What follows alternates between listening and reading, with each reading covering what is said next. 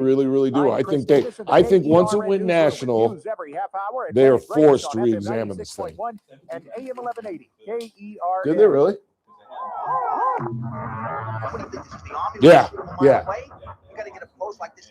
You blow their brains all over your nice Ivy League suit. Yeah, I saw that in my hands. That was weird. 96.1 and AM 1180 KERN. Now make sure you beat the house when you get the ball. You understand? I know. You call from an outside line. I mean it. Call in or text to 661-842-KERN. That's 661-842-5376. Listen live at KERNradio.com. Now, the host you've been waiting all day for. Live from the KERN studio, here's Ralph Bailey. Hi, everybody, and a very pleasant good afternoon to you, wherever you may be, however you may be listening, or however you may be viewing for those subscribing on YouTube. It's the Ralph Bailey Show on News Talk 96.1 and AM 1180 KERN. We're streaming live at kernradio.com. Chris Burdick producing the show on this 22nd day of January. We got a busy broadcast. We got to get going. We got a lot of stuff to do. Coming up at the bottom of the hour, Sheriff Donny Youngblood is going to join us. And we're not going to talk about what you may think we're going to talk about. Not the alleged rogue sergeant. I am going to text the sheriff and ask him if I mentioned the fact, our lead story, that a U.S. attorney from the AG's office is in town. But we'll talk about the murder rate. Not sure if you saw the story in our paper locally and in the New York Times that the murder rate has dropped dramatically. Once again, we're under the hundreds. We're in the double-digit numbers when 3-4 years ago, we were like 135. We'll talk about that with our sheriff. It's a Thursday, so Mike Turnipseed will be here. Daniel Petrie, our money man, and Traco Matthews joins us in the 5. Cap K is honoring fathers tomorrow. He'll tell us all about that. And the Supreme Court, as most pundits agree, are leaning towards siding with Fed Reserve Governor Lisa Cook and her fight against the Trump administration, trying to get her on mortgage fraud. And 3 people involved in that ridiculous interruption of services in a church in St. Paul, Minnesota, have been charged, and we're just waiting to see if former CNN anchor Don Lemon joins the group. But we begin with the situation involving the attorney, a U.S. attorney in town. His name is Eric Grant. This is according to KGT 17. That Assemblyman Baines, Dr. Baines, is insisting that it is in reaction to her request that the federal government get involved in the Scrivener case. No word out of the district attorney's office, but Baines insists that this is a review by the U.S. attorney and the attorney general's office of the Scrivener situation. And it's karma, isn't it? I could be wrong about this, but I truly believe had Kathy Scrivener, the KHSD trustee, who is accused of lying about not telling her grandchildren to cooperate with law enforcement. In other words, I said that badly. She's accused of telling her grandchildren not to talk to law enforcement and denied it vehemently. And had she just gone away, had she not written an email to Channel 17, I don't think it would have put the sheriff in a position to have to defend his deputies.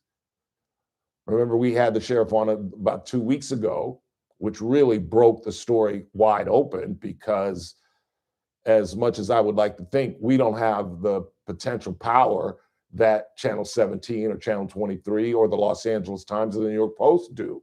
But when we do break something like that, as we did having the sheriff on, when those television stations and those news organizations catch on to the point that they have to attribute it to us, it draws attention. We were the lead story on Channel 17. We were on the news for about a week. Most of my friends were blowing me up. The Los Angeles Times quoted Donny Youngblood. The New York Post picked up the story. And I just think that attention put that on the AG's radar. I think Rob Bonta, who is seeking re-election, not for governor, but for attorney general, said, do I really want to run for re-election? This is my speculation. Do I really want to run for re-election with this idiot case down in Kern County hovering above my head? And I think they realized there has been an injustice done. The idea that Zach Scrivener was not charged with child sexual molestation charges is absurd.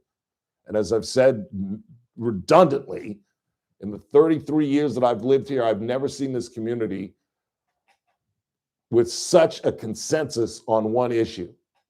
And it's no wonder it involves children. And again, like I said, I think Kathy Scrivener absolutely reignited this story. And obviously, the judge's decision on mental diversion fueled it. I think that the Open Door Network's involvement, Lauren Skidmore, Eileen Parra, Lauren has, in fact, I meant to text her and find out where we are with her petition. Go to change.org to sign that petition. But I think all of these, I think it was a perfect storm. I think all of these things combined, Dr. Baines, the Open Door Network, the New York Post, the Los Angeles Times, all of our local television stations. I don't know what KVAK does. Don't watch them. But to see the media get behind this thing and all of these combined forces scream to Sacramento that there is a massive injustice being done. And I think when people examine Joe Penny, this neophyte attorney that was sent down here to battle H.A. Sala, arguably one of the finest defense attorneys in the state, if not the nation, and then pound their shoe on the desk when the judge came down with the agreement that he did need mental diversion, didn't make any sense. Because as you've heard me say thousands of times just in the last 2 weeks, why didn't the Attorney General have one physician come in and challenge Sala's hand-picked forensic psychologist? Now, again, as we've attributed to Mr. Sala, he says, because they couldn't find anybody. They couldn't find anybody to refute my guy. Because what my guy is saying, or female, I don't know who it was absolutely accurate. I'm a little skeptical about that. I think in a state this size, you could probably find one forensic psychologist who would come in and say, Zach Scrivener is perfectly fine and does not deserve mental diversion. But they didn't do that, which is an absolute mystery to every lawyer, including our former federal magistrate Judge Teresa Goldner. Mystify them, absolutely mystify them. No one can tell me how in the world they did not challenge Sala's guy. And as I've said, this is not about Kern County. It just isn't. Because what would you have done if you were the judge?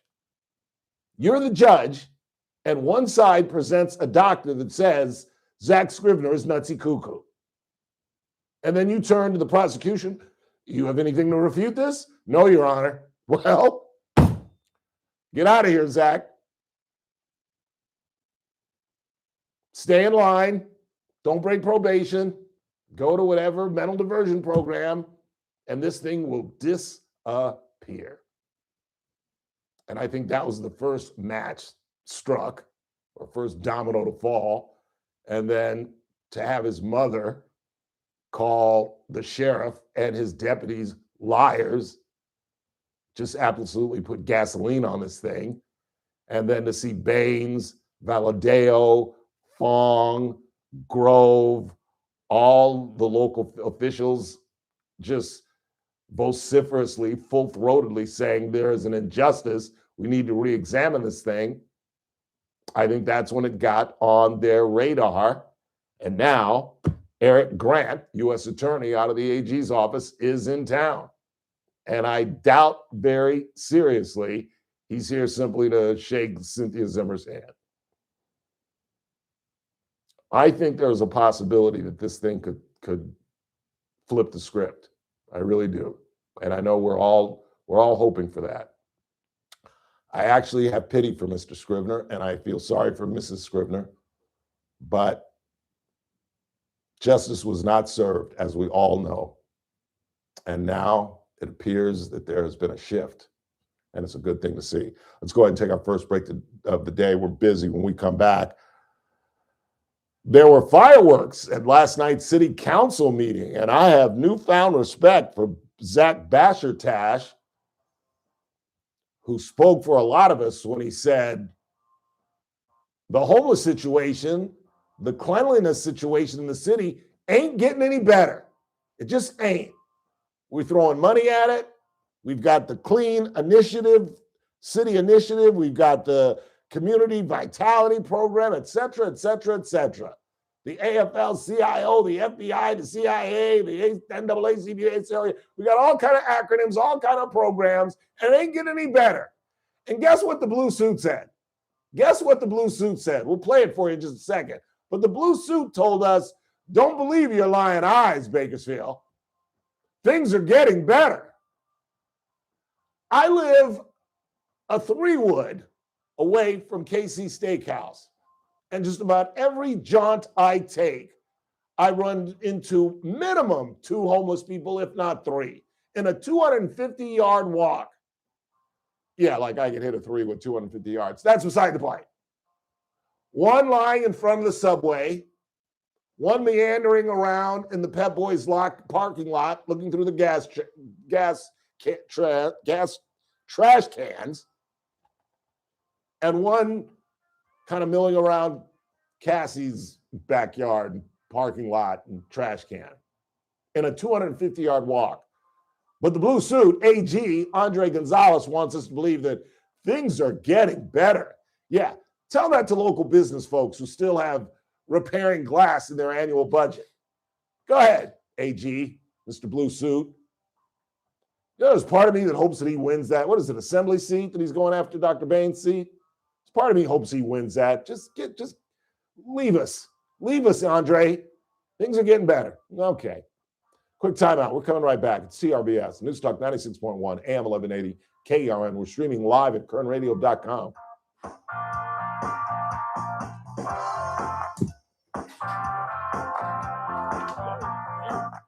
Oh, you went?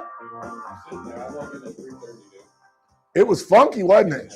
96.1 and AM 1180 KERN. Start your day right. First Look with Scott Cox, 6 to 9 a.m. On the Friday edition of the First Look program, it's going to be pretty entertainment intensive. We got Daniel Betts is coming on to talk about the grand opening of the Well Comedy Club, the grand opening of the downstairs of the Woolworths music venue, news, traffic, weather. He was good. All happening He was good. 9 a.m. right here at News Talk 96.1, streaming live on the internet at kernradio.com. First Look with Scott Cox, 6 Did you to play 9 it? a.m. News Talk 96.1 and AM 1180 KERN. Shut up. That man again, Ralph Bailey for Adaptive 10,000 Network. views? How many times have you called your IT company? You got to show me how to post stuff on Just Instagram. another ticket number. Well, at Adaptive Networks, 104,000 isn't just a views. promise, it's how they do business every single day. And nobody knows that better than the folks here at American General Media, because they are a client of ours and we are a client of theirs. IT is incredibly important for a radio station. Yeah, he You did. can't depend on somebody saying, well, we'll be out there tomorrow, because all you do is... He should have. You should have started clapping. You should have. On Adaptive Network. When you call, you actually talk Should have started to a clapping. person who knows your name, Yeah, he did. understands your He business, did. and genuinely And then cares Andre, about of course. solving your problem. Oh, we No need to let them know. no run around, no attitude. That's what Adaptive Networks are all about. Call today at 661-241-0638. That's 241-0638.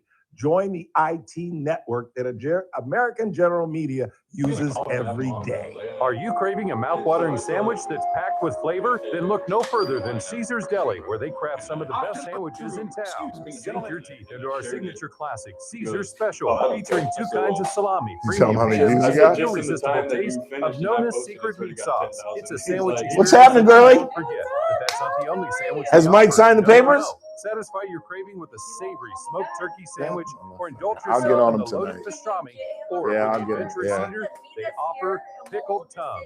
And here's the best All part: right. Caesar's Deli has incredible lunch specials designed to fill you up. That's all he without talked emptying about your this wallet. weekend. Plus, did you That's know all that he talked Caesar's about. Deli has a full-service deli offering a variety of over 60 meats and cheeses? It's a sandwich lover's He told me paradise, that. and that's Good. why Caesar's I'm glad Deli you said has that. been a local favorite Yeah, and he proudly wanted to do serving 3 months. Bakersfield since No, he wanted to do 1971. 3 months. Visit It's like, Caesar's Deli today and taste the difference for yourself. Located on the corner of Brim Hall and Callaway behind the beautiful water fountain. My yeah. perfect day has sand, salt Yeah. water, and friends. But my Good, moderate to good. severe You guys plaque told me. psoriasis can take me out of the moment.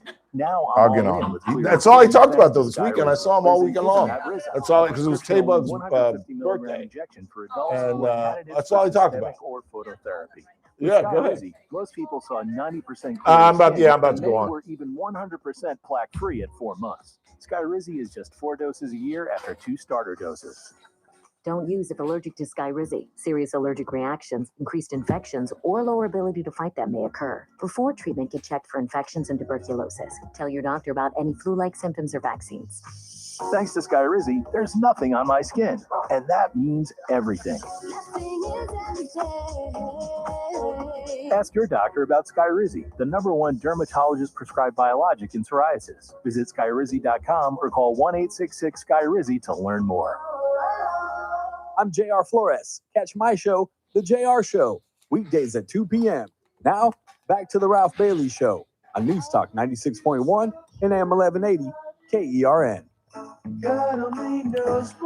842-5376, 842 KERN. So last night, we'll talk about this more with Mr. Turnipseed because I just learned he was there. Mr. Flores was there as well. JR recorded Zach Bassartash, who went on a rant, as you'll hear in just a second, courtesy KGET17. And he posted it on Instagram. How many views do you think he's got? On his, it's Right now. up in the thousands or high thousands. 101,000 views. Yeah. 101. Not in the thousands, in the 6 figures. That's amazing. That is amazing.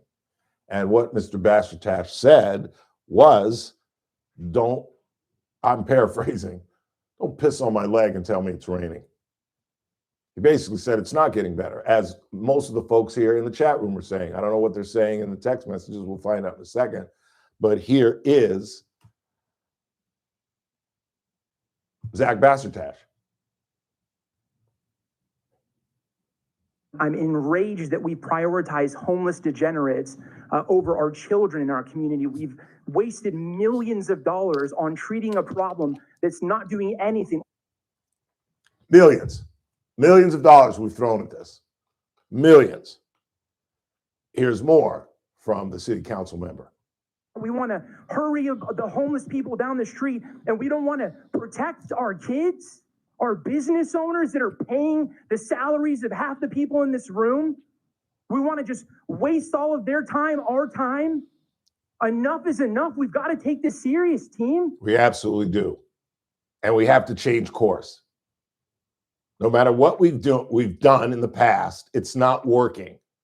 And just doubling down on it with clean city initiatives and community vitality programs and putting on shows for the city council, how much trash we picked up, doesn't lessen the fact that somebody in the chat room is saying that they're seeing the same amount of homeless people that I just told you. I walk 250, 300 yards around my downtown apartment and run into 2 or 3 people. I've got the annual nightly crawler, screamer, circles my house late at night. It's not getting better. It's the absolute definition of insanity, where we're just doing the same thing. And this is no disrespect to those that are working so hard, the flood ministries and Carlos and all the folks that are working so diligently to try to solve this problem. But at some point, you have to stop and say it's not working. Here's Bob Smith, who's finally conceding what we've all said from the get-go. I can't follow that drama. I appreciate it, and I appreciate the passion, and I have the same passion, but I can't express it that way. I agree that we need the jail beds, and I started the jail bed task force, and we're making progress, but that does not mean that we've been wasting money doing this, because we've been doing what cities do. we clean up, we arrest people, we take them to jail. You cannot jail your way out of this. And we'll ask the sheriff about that. We're going to talk with him in just a minute. You can't jail your way out of this. And don't put this on the sheriff's department. Don't put this on the police. We've got to do a better job of, because I don't want our cops arresting homeless people. Is that really what we want them to do? We've got to find a better way. We've got to find a way to create mental facilities where these people can be housed. It is ridiculous. And of course, as I mentioned, the blue suit came in and said everything is hunky-dory.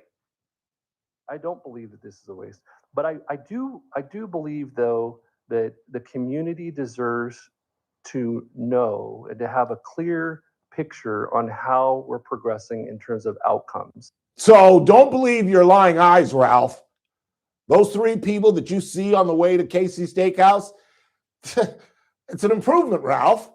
Because 5 years ago, when you walked up to Casey's Steakhouse, you'd run into 5 or 6 homeless people. Now you're only running into 3. We're improving. Don't believe your lying eyes. Believe me. This is ridiculous. And you know who's at fault? I'll tell you who's at fault. Me, you, us. We are not banging the cage. We are not banging the cage. We are not telling these people, who many of them run unopposed, which is another issue that deals with this complacency, where a guy in a blue suit can do nothing in several council terms and not even be challenged. If we had competitive city council races, you think Andre Gonzalez would be sitting on his ass like he does and running around in his blue suit and taking pictures and shaking hands? I've told you the Andre Gonzalez story, where a very, very reputable person, who if I told you his name right now, you would know, said Andre Gonzalez once came down, this was last Thanksgiving, I believe it was, came down to a Thanksgiving Day feed where local leaders came down and fed the homeless. Andre came down, but never picked up a ladle, never picked up a fork. He came down, he talked to the 3 stations, and he left. And he left. Do you think if his city council seat was competitive, that if he had to look over his shoulder, that if he was worried about not getting reelected and not being able to jump to the assembly, that he'd be this lazy, that he'd be this complacent, that he'd be telling us all to stop believing your lying eyes and trust him and the council and the city leaders, that everything's getting better, that the homeless situation is improving. When anybody who lives here will tell you it's getting worse. It's not even status quo. If we could just maintain a certain level, maybe we can live with that. But when my friend Gino Valpredo has to put glass repair in his annual budget, along with buying meat and fish and all the things necessary to run a restaurant, when he has to put glass repair in the annual budget, we have an issue. We have an issue that is going to destroy this community. What if the Valpredo family just say, we've had enough? We're going to the coast with Tonya and we're shutting it down. We're done. That is what's going to happen.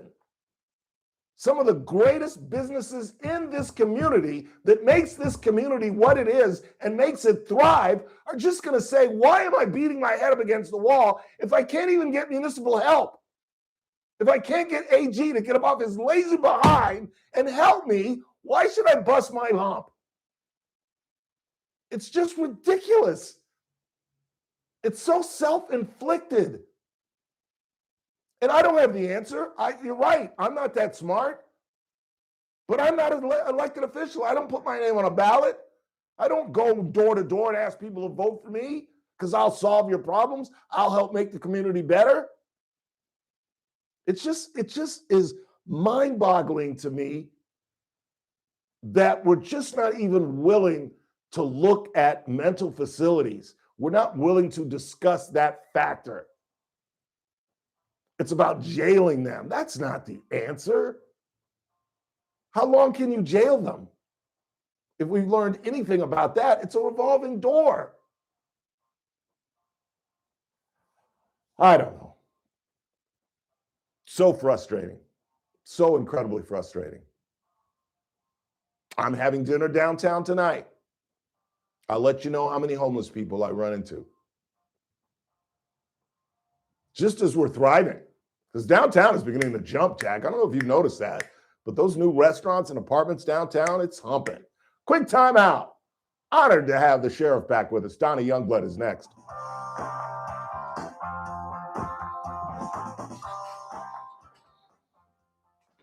News Talk 96.1 and AM 1180 KERN.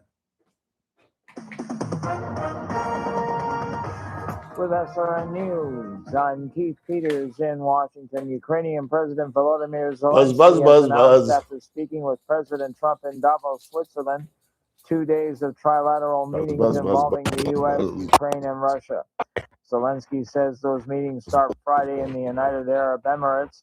Zelensky met with Trump on Thursday in Davos during the World Economic Forum. A massive winter storm is barreling toward the eastern U.S., threatening to bring severe ice and snow from Texas to Boston. Forecasters warn the storm could rival in hurricane in damage to power lines and trees, especially in areas with heavy ice. The storm is expected to start Friday in New Mexico and Texas, moving east through the south and then up the coast into New England. On Wall Street, the Dow by 306 points. This is SRN News. News Talk 96.1 and AM 1180 KERN. From the KERN Newsroom, your live and local news update on News Talk 96.1 and AM 1180 KERN. I'm Chris Davis. The man still hasn't been ID'd by name, but the Highway Patrol now says that the man who was hit and killed along with his dog Tuesday night on Oswell Street near Pioneer Drive was a 68-year-old man. They are still not sure why he walked out in front of an SUV. The day a search warrant was executed at Kern County Sheriff Sergeant Ryan Dunbeer's house and 3 meth pipes from the evidence room were found. Dunbeer was under the influence, says Sheriff Donny Youngblood. He tells reporters he's disappointed in his 25-year employee.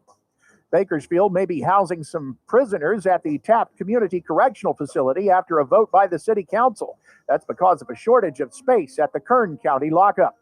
I'm Chris Davis in the KERN Newsroom with news every half hour and when it breaks on FM 96.1 and AM 1180 KERN. Are you looking for a hospital that truly cares for your health and well-being? At Good Samaritan Hospital, they provide high-quality medical detox, psychiatric services, and medical and surgical care. They accept most insurances, including Medi-Cal, Medicare, and Kern Family. They offer Kern County's longest-standing inpatient detox program with dual diagnosis that combines medical care and withdrawal management all under one roof. Learn more at GoodSamaritanHospital.com. Anything I should ask him? Or call 661-215. I'm sure, because he doesn't know anything about it. Good Samaritan Hospital. They care for their community. I was always tired, sleepy, and had no What's energy. talking about? The video? Debilitating headache. He hasn't responded? Valley fever has many faces and impacts people differently. If you have a lingering cough, fever, or painful breathing for more than 2 weeks, talk to your doctor. I am Juan Lee, I am Bryn Harrigan. and we are the faces Didn't, of Valley Fever. Didn't Vasquez ask him about it this morning? To learn more. Friday edition Clay Travis Buck Sexton Show. What Release. We will give you the And he absolute kinda- latest on yeah, Greenland, he- on Venezuela, and we'll continue to track what's happening in Minneapolis. I'm joined by Trisha McLaughlin of DHS. She's the spokesperson there. What is the absolute latest on ICE? And we will also talk with Mary Margaret Olahan, who is spending the day with Vice President J.D. Vance in Minneapolis. All that and more. Friday edition. Live 9 to noon. Dude, you gotta show me how to you gotta and show me how to AM put stuff on 1180 Instagram. KERN, the Armstrong and That's Getty amazing. Show. 100,000 Weekdays noon to views, 2 man. That's just on amazing. News Talk 96.1 and AM 1180. I mean, that's like a quarter of the city. Now, back I mean, to I know the it's not all city, Daily but Show.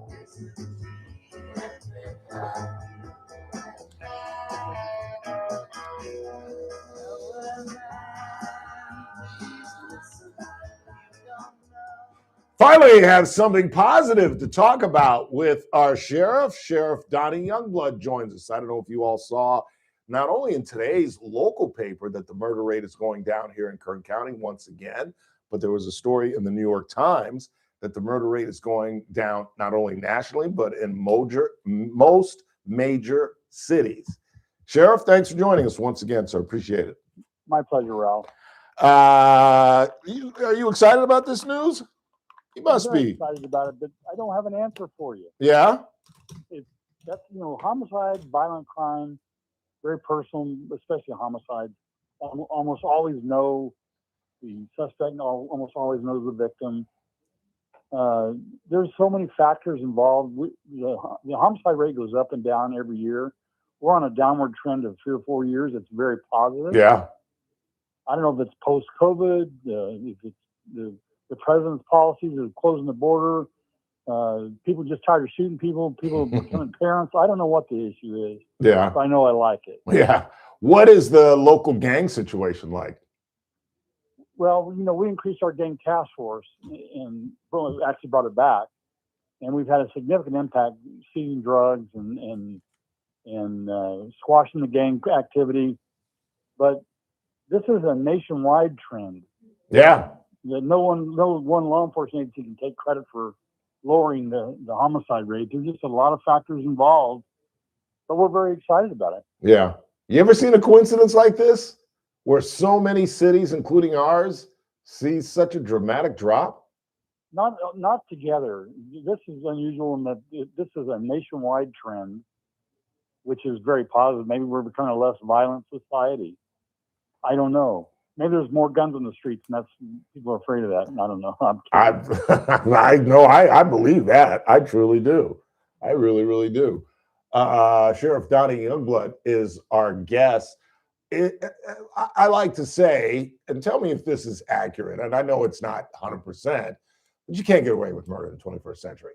With DNA, shot spotter, and all the technology, it is virtually impossible to get away with murder. What do you think? It's not impossible because we have some cold cases, but what it is, it's become very difficult to, as much as I know about homicides, having worked in homicide, having been the sheriff, I'm not sure I could plan a murder and get away with it. Yeah. Yeah. There's just so many factors involved with cameras, DNA, almost impossible. Yeah. What are some of the main motivations of murder that you've seen over the years? Is it mostly gang activity, domestic violence? What do you see?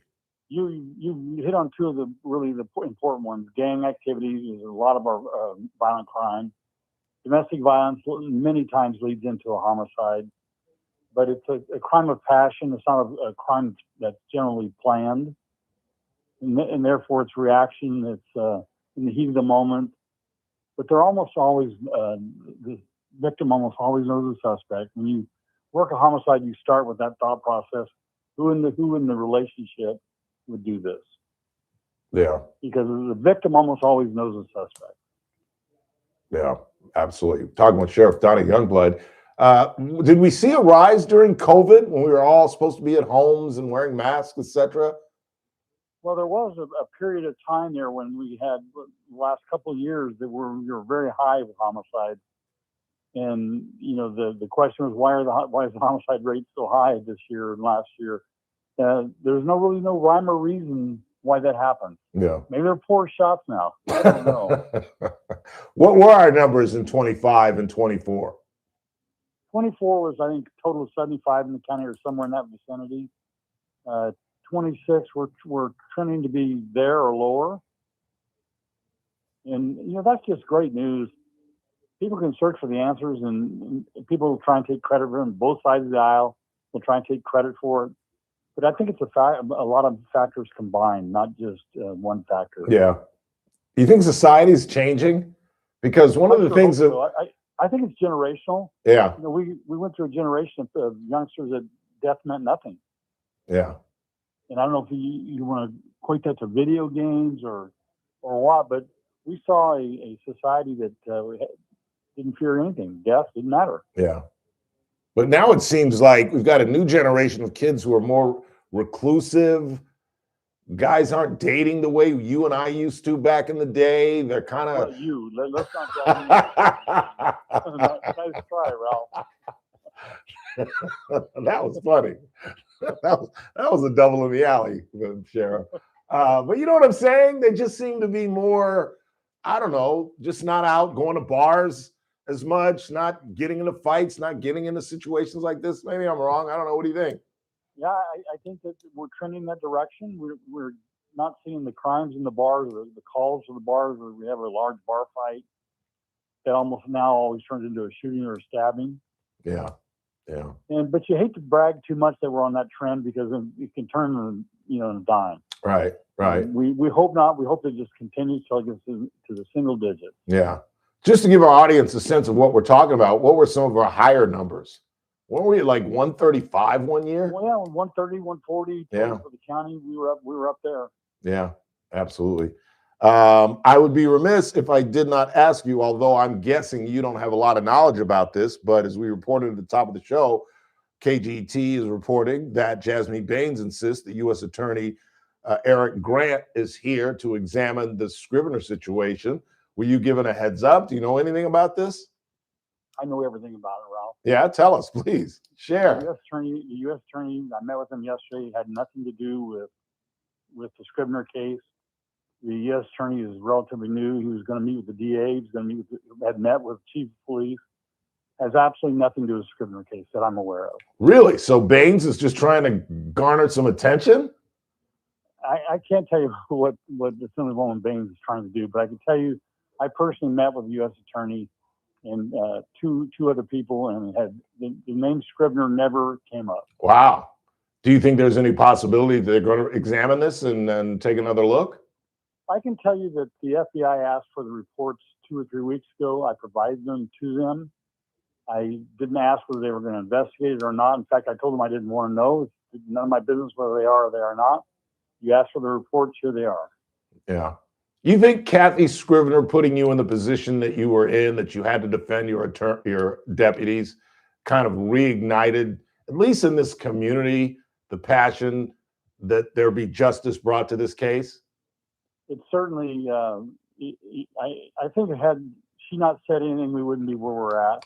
That's exactly what I said. Responded to what she said, we wouldn't be where we're at. That's exactly. I have an obligation to the officers that work for me to defend their integrity and their honor when it's justified, and I will do that every time. Yeah, that's exactly what I said. I'm glad you agreed with me. Let me leave you with this note. I know you don't look at it like this, but congratulations on catching an alleged rogue sergeant. I say congratulations because I think when you guys police yourself, that lends confidence to the community. I'm sure you don't look at it like that, but it's kind of a... Ralph, the new technology that we have in the prop room paid off. The alarm, the lieutenant that's in charge of the prop room was alerted that someone was in the prop room. Using the new technology, she pulled up on her day off on Martin Luther King Day and watched what transpired. We then activated the detective, and within 24 hours, he was in custody. Yeah. Yeah, that. And I'm proud of the fact that they did that. Yeah. I don't look the negative. You're going to have rogue employees. This one surprised me with 25 years on. Yeah. But you never know. You Yeah. just never know. Yeah. Yeah. Well, congratulations on that, Sheriff. Always great to talk to you, sir. I appreciate you taking time and coming on the program. Anytime. And I appreciate you bringing so much attention to the program when we had you on talking about Kathy Scrivener. We were quoted in the LA Times, the New York Post. We were the lead story on 17 for a couple of days. You made me a celebrity for a week. Well, Ralph, you and I don't always agree on everything. True that. We always agree on the truth. Absolutely. Absolutely. Thanks again, Sheriff. Take care. Have a good weekend. You as well, Ralph. Thank you, sir. Sheriff Donny Youngblood. Quick timeout. Check the board. See what you all are talking about. Mike Turnipseed, who was at last night's city council meeting, will join us at the top of the hour. We'll also ask him about Greenland. Since I have no other room on my rundown to talk about it, I'll use Mr. Turnipseed to discuss that a little bit. Talk money with Daniel Petrie. Then at 5 o'clock, Traco Matthews from Cap K is going to come in. They're honoring fathers tomorrow. As well they should. Don't dads get the short end? Like Mother's Day is a gargantuan deal. Got to go to dinner, got to do this. And dad gets an ugly tie. At least that's where I grew up. In our house, Mother's Day was a big deal. My father was like, you better make sure you get your mama something. And Dad, I remember I went to Thrifty's and got him this best dad thing, and then took some kiwi shoe polish and made it brown and gave it to him. And there's a great Cosby episode about this as well. How dads just get the short end. They really do. Quick timeout. We're coming right back. Want to again thank Sheriff Donny Youngblood. You're listening to the Ralph Bailey Show on News Talk 96.1 and AM 1180 KRN, where we stream live at kernradio.com.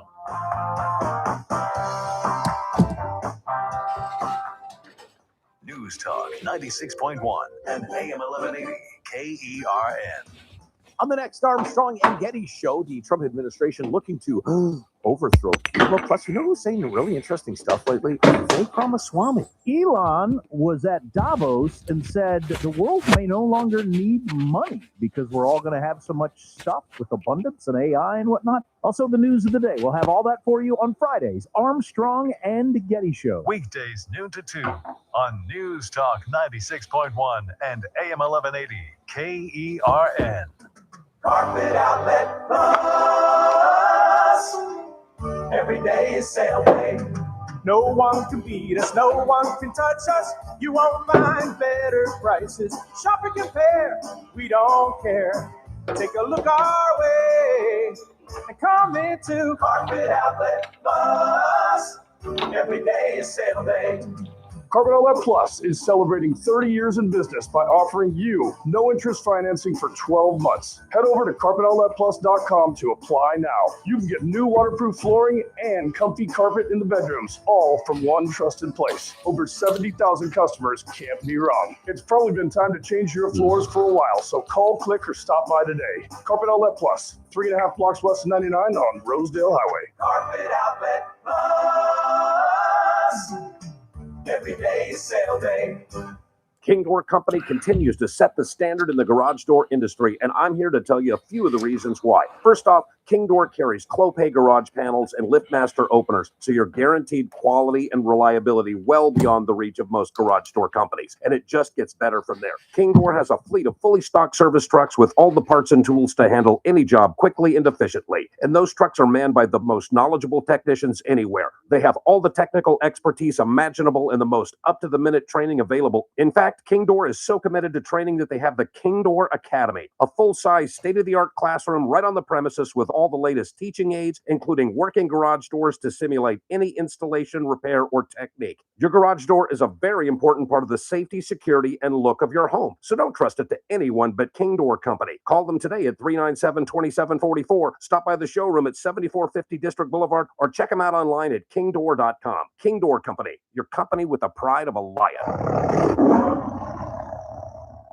If the power goes out in the middle of winter, do you have a way to stay warm?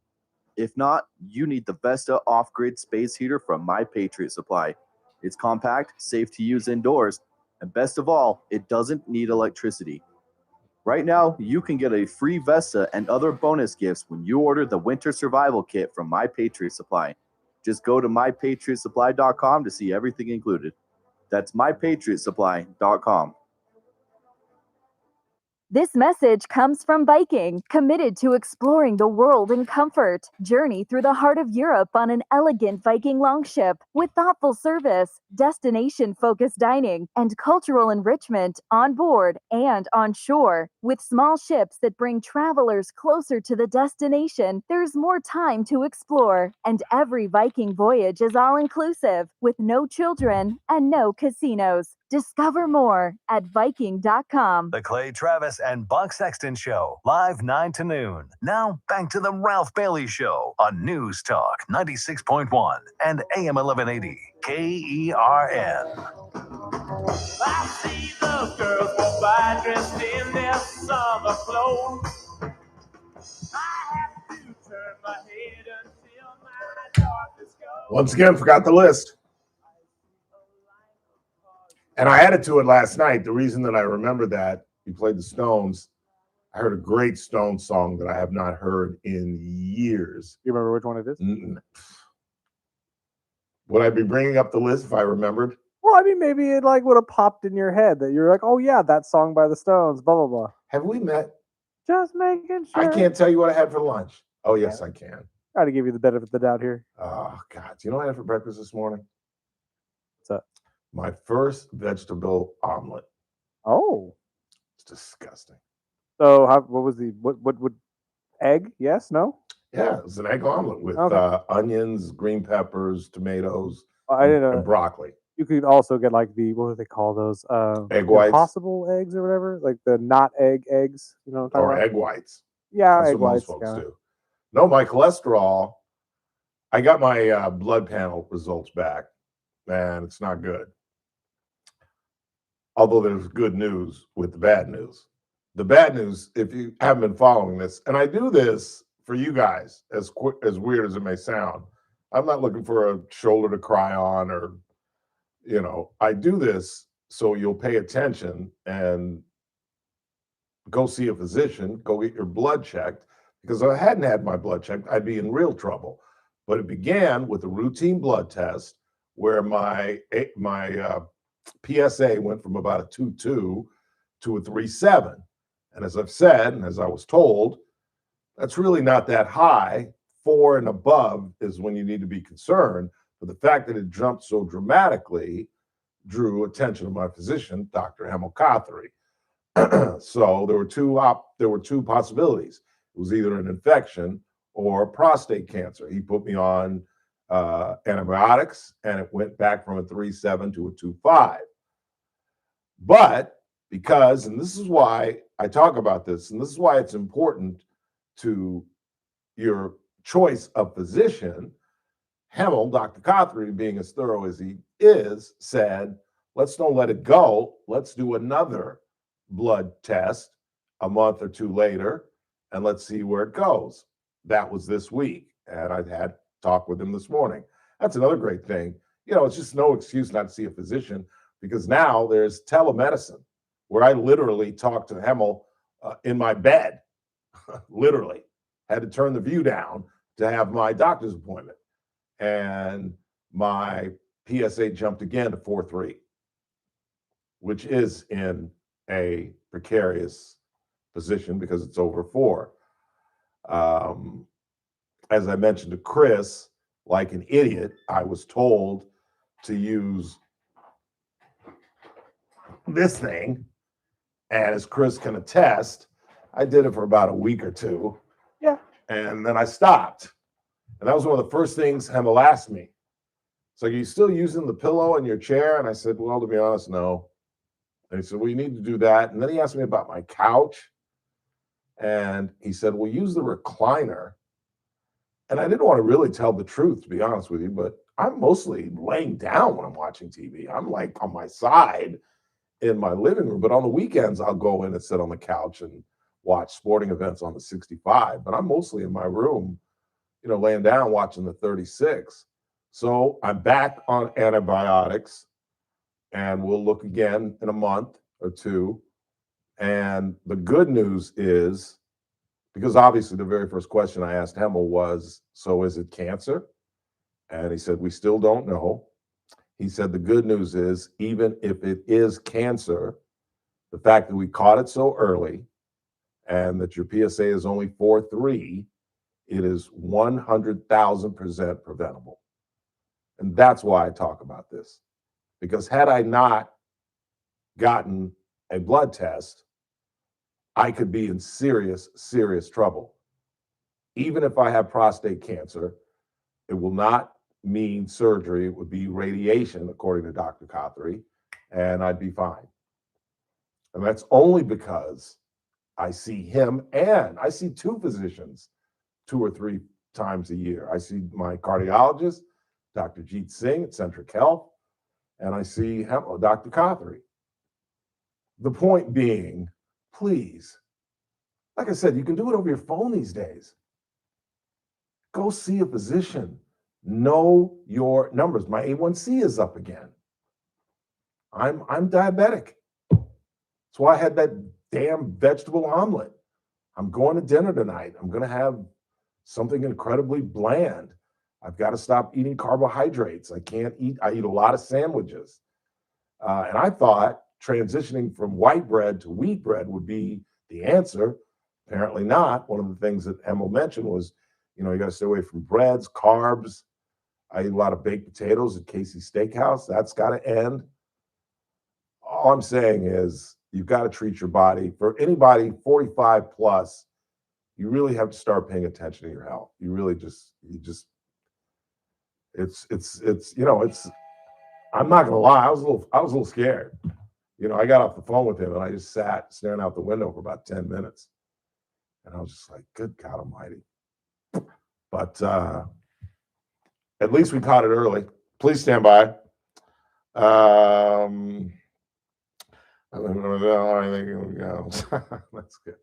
842-537-6842 KERN. What do you got? City Councilman Basher Tash last night earned a lot of community support. It's ridiculous to say the problem is getting better. Yes, he did. I've never met him. We got to get him on the show next week. Okay. Yeah, we got to get him on the show. I've JR's never got a good connection to him, so we can. Yeah, he and Zach are boys. He knows. JR was down there. JR went to the meeting. He knows all the players. I don't like to get out that much, but yes, he did. Yes, he did. He called it as he saw it, and then to be followed up by Blue Suit saying everything's fine, and Bob Smith saying, "Well, I wouldn't exactly put it like that." Well, maybe you should, Bob. Maybe you should have a little passion. In fact, maybe, you don't have the passion enough to serve. But again, isn't Smith one of these guys that runs unopposed? It's easy to say, well, I wouldn't be that passionate when you're not challenged. Don't you understand? We want passion. We want youth. I don't mean to be an ageist because I'm an old man, but I shouldn't be on the city council at 63. We should have 35, 40-year-old city council members. We should age them out. I'm sorry. I'm an old man. I'm not, this isn't me hating my seniors. I'm a senior. But we need new blood. The constant repeating of what we've done in the past just doesn't work. What else you got? Ralph, the city council should be made up of business owners, not unemployed people of NGOs. Is that an argument? Has somebody said that shouldn't be business people? I would love to see Gino Valpredo on the city council. I would love to see Cassie Biddle on the city council. I would love to see Daniel Petrie on the city council. Has nothing to do with they're all three sponsors of mine. But no, I would love to see business people. What are you talking about? I just don't want to see Bob Smith on the city council. I don't want to see Andre Gonzalez. I don't even know what Andre Gonzalez does for a living. I want him to go to the assembly. Just get off our city council. Although it's worse for the state, but how much worse can it be? We're a one-party state. Go be a Sacramento Democrat, Andre. Please, please. Leave our municipality alone. You've done enough. You've served, Andre. Now you can move on. Take your green Christmas corduroy suit and your blue suit and go to Sacramento. Please, sir. Please. Do us all a favor. What else? I understand the homeless population problem. It's not getting any better. But I don't understand Gino and other stores in that part of town. Why don't they move out? Most of their patrons don't even live around there anyway. How dare you? How dare you? Do you know anything about the Valpredo family? Do you know anything about that site? Gino's grandfather started that as a grocery store to try to help Italians in the area be fed. And maybe I'm being harsh because maybe you don't know about the Valpredo family. Well, let me tell you the story. That site was a grocery store by his grandfather. I don't know if you know that or if there's an echo in here. So it means something to them. Why do you think they've stuck it out for these many years? Why do you think he's battled the city for these many years? He could have easily moved to the Southwest, but that property means something to them. You imagine taking over a family dynasty that's gone generation after generation after generation? And Gino had no intention. You've heard the spot that we used to run, where I call him Michael Corleone. Because Gino he went off to Arizona State to play football, study business, had no intention whatsoever to getting into the family business. And then he came home and they needed his help. He started to delve into it. He came up with some ideas. His parents started to get a little bit older. He took more responsibility, and it means something to them. And I'm proud of that family, that they're not running from that neighborhood, that they're trying to make it better. Because I don't know if you're aware of this, but every community is as strong as its weakest neighborhood. And if we just give up on certain neighborhoods, they turn into rotten ghettos. You should be grateful that the Valpredo family has stuck it out in that neighborhood. Mike Turnipseed joins us next. This is AM 1180 KERN. Green Acres. This is 96.1 FM. Bakersfield. Online at KERNradio.com. News this hour from Town Hall. I'm Keith Peters in Washington. In Davos, Switzerland, President Trump announced he had agreed with NATO Secretary General Mark Rutte on a framework of a future deal on Arctic security, potentially diffusing tensions that had far-reaching global implications. Rutte says he thinks President Trump is correct to be concerned about Russian and Chinese presence in the Arctic. I don't think the Russians and Chinese will be happy because what we are doing this week is coming together as NATO allies under American leadership, President Trump's leadership, to focus on protecting the Arctic region. I don't think the Russians and Chinese are happy. The former Dutch Prime Minister is dismissing suggestions that he swayed the U.S. Commander-in-Chief. The turn of events has led some to dub Rutte as a Trump whisperer. Across much of the nation, millions are bracing for a powerful winter storm that will blast from New Mexico and Texas through the south and up to New England. Texas Governor Greg Abbott says the time to prepare for this storm is now. Because the storm is coming in, because we know it's coming in, we have the ability for our fellow Texans to get prepared now. But don't begin getting prepared late tomorrow or think you can get around doing it on Saturday. It's going to be too late. That audio courtesy KVUE. About 160 million people are under a variety of watches, warnings, and other winter storm alerts. That's nearly half the U.S. population. President Trump is suing J.P. Morgan Chase and its CEO Jamie Dimon for $5 billion.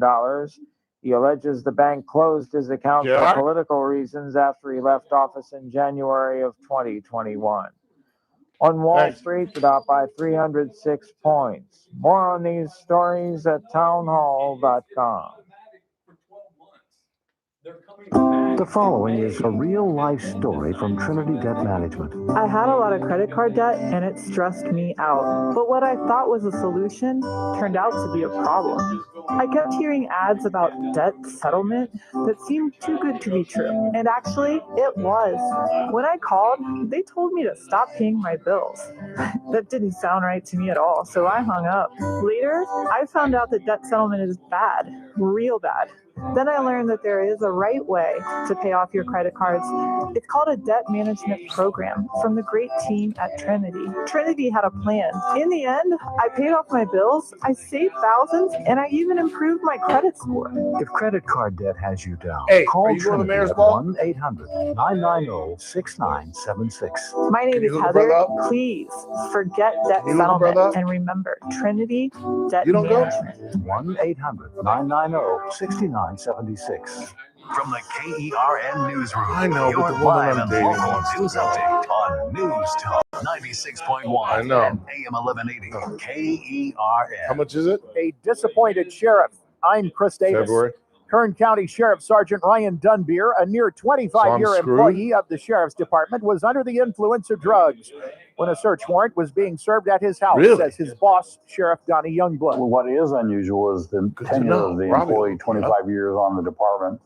Rank of sergeant, that's really unusual and unexpected. I can't explain it. I can understand it. That's what he told reporters about the arrest in which Dunbeer is accused of taking 3 meth pipes and drugs from the evidence room. Dunbeer is suspended and faces 6 charges. Or Teresa. You may get to see the historic Summer Station in downtown Bakersfield become something once again. The Bakersfield City Council has voted to keep up its lease. The city leases it from Union Pacific. And with that, the city is paying for upkeep, maintenance, and may end up paying for millions of dollars in renovations to preserve it. The train station hasn't been used as a depot since 1971. The man who, along with his dog, was hit and killed Tuesday night on Oswald Street near Pioneer Drive has for now been ID'd only as a 68-year-old man. But the Highway Patrol now says that the man and dog walked out in front of a Nissan Rogue about 5:45 p.m. and both were hit, and they are not sure why yet. The driver cooperated with police. Homicides in Kern County were down by 7% last year, according to a new report, with 76 reported for the entire county. Jail beds are becoming more scarce in Kern County, and Bakersfield was fearing that some low-level offenders might have to be let go. The city council has voted to enter into an agreement to keep some of those people instead at the TAP Community Correctional Facility.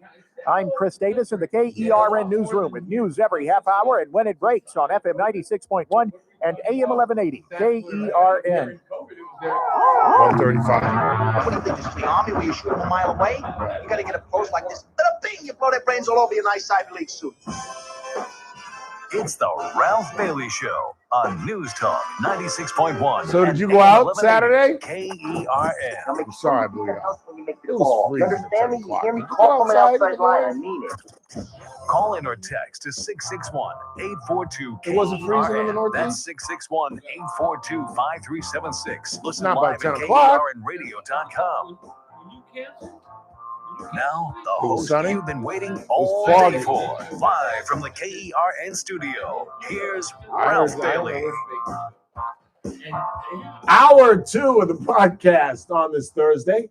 It's the Ralph Bailey Show. News Talk 96.1 AM 1180 KRN. We're streaming live at kernradio.com. Daniel Petrie will join us at the bottom of the hour. We'll talk money.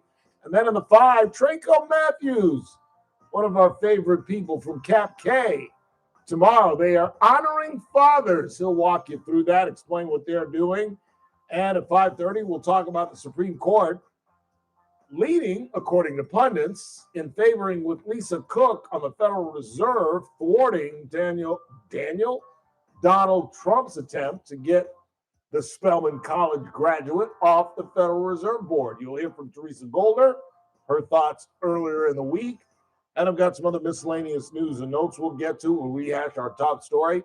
Zach Bashertash making some extreme comments at the city council meeting. In fact, we'll get into that with our next guest because it is a Thursday.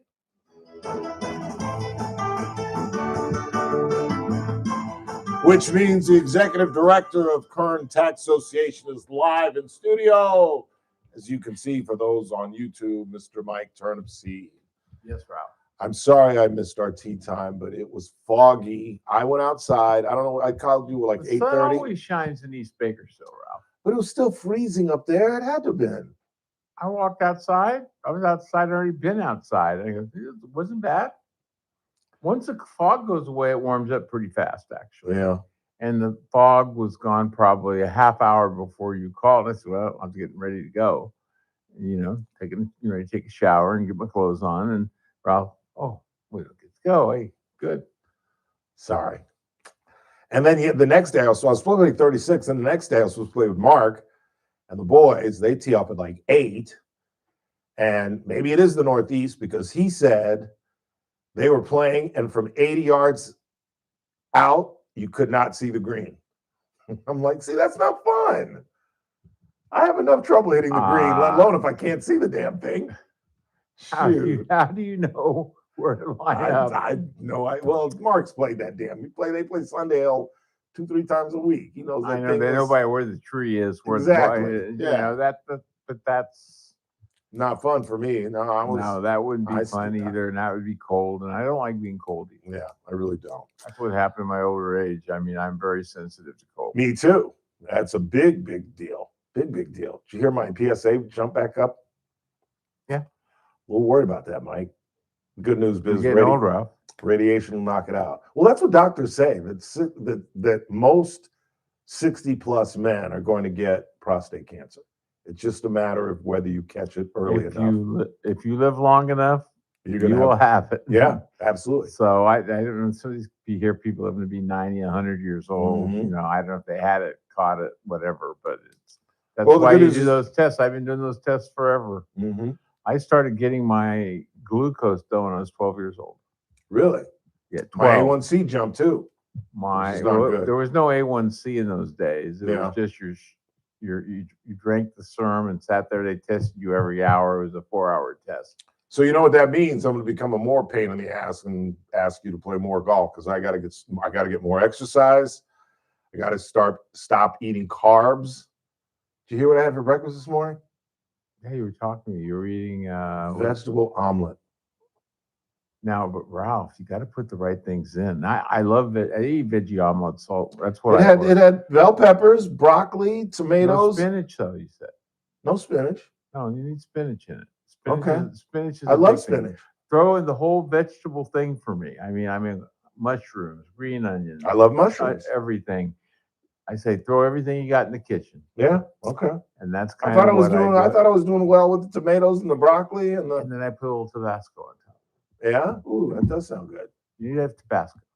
I basically have to stop eating for taste and just eating to fill my stomach and fuel me.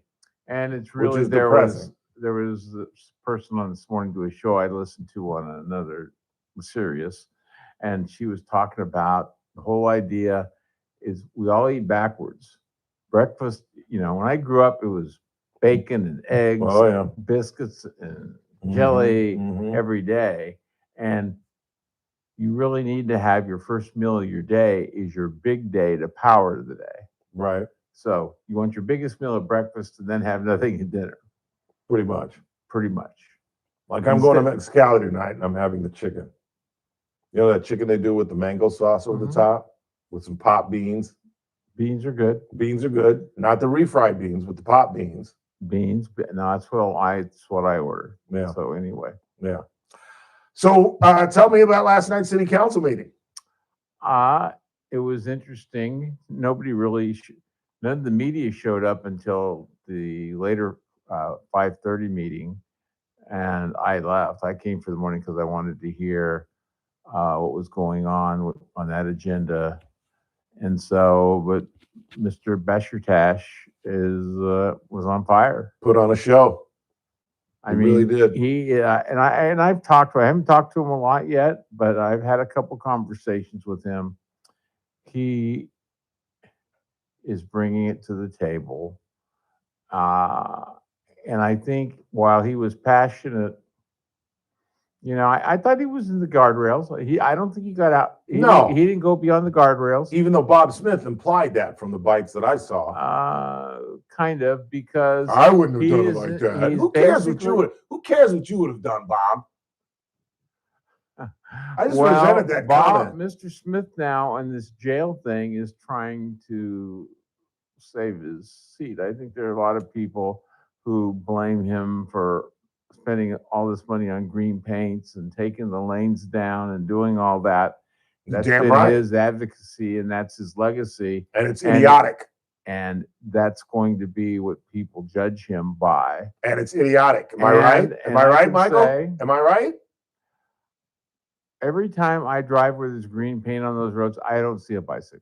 I mean, it's idiotic. In the Southwest, during the day, I do not see a bicycle. Say it. I don't see a bicycle. Say it. It's idiotic. I don't see a bicycle. There must be maybe the bike people are riding it early in the morning and late at night. Maybe. All right, maybe not idiotic, ineffective. How about that? It's a lot of money when you don't have money to spend. Thank you. That's as close as I can get you to say idiotic. People I talk to who commute, it affects even the streetlights. They've done something to the streetlights now where you just can't flow through like they're unsynchronized. They're not synchronized anymore, or somehow they lost synchronization. Yeah, we're driving downtown on rural roads where there's hardly any traffic, and you stop, and then you go 2 blocks and you stop, and there's no bikes, there's no cars hardly coming downtown. 178 coming to M Street, where you first have the first stoplight. Right. More days than not, there's not any cars coming the other way. Right. And you sit there for your minute and back up 10, 15, 20 cars, 30 cars deep. Why? Yeah. It's because we don't have smart street lights. We don't have a lot of things that other people have. A lot of people they monitor traffic, they control the stoplights. We don't have that. No. I mean, and we'll probably never will because of how we spend money. And people were looking at, we're going to spend all this money on the abandoned train station over in East Bakersfield. And the hotel on Union. There's plan. Well, that's, you're building capacity to get people out of shelters to go and live in these stage 2 type facilities. I get that. But the fact is, for $35 million for 30 some unit, I mean, it's $1 million a unit. That's what you pay in Santa Monica. I was going to say Marina Del Rey. Yeah, it was like 3 years ago, the first time low-income housing in Santa Monica broke $1 million a unit. And I'm saying, now you see these videos of these little small units like the tiny homes, but there's all these tiny home companies now that you can buy a prefabbed house and throw it up for $20,000. Yeah. Go out in the field somewhere, bring the pipes in, do that, and then set up these new facilities. Yeah. I mean, they're cheap and they're really attractive. Some have more glass, some don't have glass, some are like more rural, some are they're just really beautiful. And it's just like living in a box. Everything's open. There's no really internal walls except the bathroom. Yeah. And you have your bed over here, and you have a living room here with a TV, and you have a couch over here, and you have a table over here, and cheap. So what about the assertion of many of the members in the council, including the blue suit and Mr. Bike, Mr. Smith, that the the Clean City Initiative and the Community Vitality Program is doing well and things are getting better, Mike? Is that true? Because I don't see it that way. I don't think people who live here see that. No, not at all. The city hall is city hall, and you see numbers. And some of the discussion was the numbers have grown for all this vitality, all the things that should be going down. Their contacts, they're this, they're that, they're actually growing. Yeah. So, but the city's in a very precarious position right now. They've basically tapped out Measure N. This year, they're going to have to be wasted. Is that a fair assessment? Or ill spent? How's that? Ill spent. It's in the eyes of the beholder. Well, my eyes say ill spent. Well, there was a majority of the council who I don't necessarily agree with all the time that have a different spending pattern than Mr. Basher-Tash would have, or Ralph Bailey would have, or somebody else would have. Doggone Skippy. Why don't you run for city council, Ralph, Ward 3? Please. I mean, Mr. Weir missed again yesterday. Oh, did he I really? don't think it was Health related? the vote wasn't not anything great. There wasn't a big issue, but so I assume he's not going to run again. You're not going to get reelected when you're missing the kind of meetings. That's too bad. I feel bad for him. I do going too. through the health challenges that he has, but yeah, there has to be a decision made. But there's 4 seats up, and JR. I know JR was there sitting next to me, and he filmed with Basher-Tash, and he posted it. Did you see how many views he got? 100,000. Yeah, it's crazy. 100,000. I'm Crazy. going, where are these people? Yeah, that's Are they actually all in Bakersfield? And if he's got 100,000 people, there won't be 100,000 people that vote in the next election. There would, if every seat was up, there would be 100,000 votes. Isn't that fair to say? You can win a council seat with 2,000 votes. Isn't that accurate? If that's in Ward 1, yeah, it's about that. There are a couple of wards. People don't vote. Yeah. Well, not in the Southwest. I mean, you get up more to a much higher percentage vote. Sure. It just the higher the socioeconomic area, the higher the turnout will be. The higher the turnout will be. Yeah, I see that. But some of these guys are going to run unopposed, aren't they? Well, some of them they've got to be filled. Like Andre's seat. Anything in your crystal ball about who's going to fill that seat? I haven't heard. I'm sure Andre's going to have a handpicked boy, boy or girl. Or girl. Yes, you're right. Yeah. But I think, and that's part of his Democratic Party. But I don't know who that would be. But I understand that Mr. Smith already has an opponent. Good. Do you know him? Her? Him? Him. He works at Klein Di Natale. Really? Mr. Dominguez. Outstanding. Water attorney. Outstanding. Yeah, he's been talking about it for 2-3 months. Well, I officially endorse him. Have you ever met him? No. Have you ever shook his hand? No. Have you ever looked him in the eye? Never heard of him. Never heard of Billy Bear. He's a graduate of our leadership academy. That says it all. But when in BC, he was student body president. Cal State Bakersfield, he was student body president. And he went to the University of Mississippi Law School and got his law degree and come back and he's finding Italy and he's water attorney. Smart guy to be a water attorney because those guys make money. Hell yes. Go ask Lois Henry about that. Good move. I mean, that is probably for the most, it's not like you're chasing ambulances like all the guys that advertise, but you just have these contracts with your district and water is water and everybody fights for it and lawsuits go on. A water lawsuit goes on for 20 years. Jimmy Carter was a horrible president, but a brilliant man. And I remember being in 9th, 10th grade when he got elected. And he always said, in the 21st century, the battle will not be oil, it will be water. And I was like, get out of here. Go back to Georgia. What It are you is in talking California. about? And it really is. It truly, truly is. It is. And as you see it here, there's fighting on the local front about people who are in water districts and have contracts for river water and this versus people that don't have contracts and just have subterranean water and you just have to pump it. Yeah. And those battles are going on and water's they're fighting for. Do you hear some of our listeners who suggested that the Valprados move out of that area? That most of their customers don't live there, so why are they sitting there? And I'm just like, we can't abandon those areas. A, B, that property is very, very to the heart of the Valprado family. It was started by either their great-grandfather or their great-great-grandfather. Well, 100 years plus. Yeah, 115 years now? About that. A long time. Started as a little market.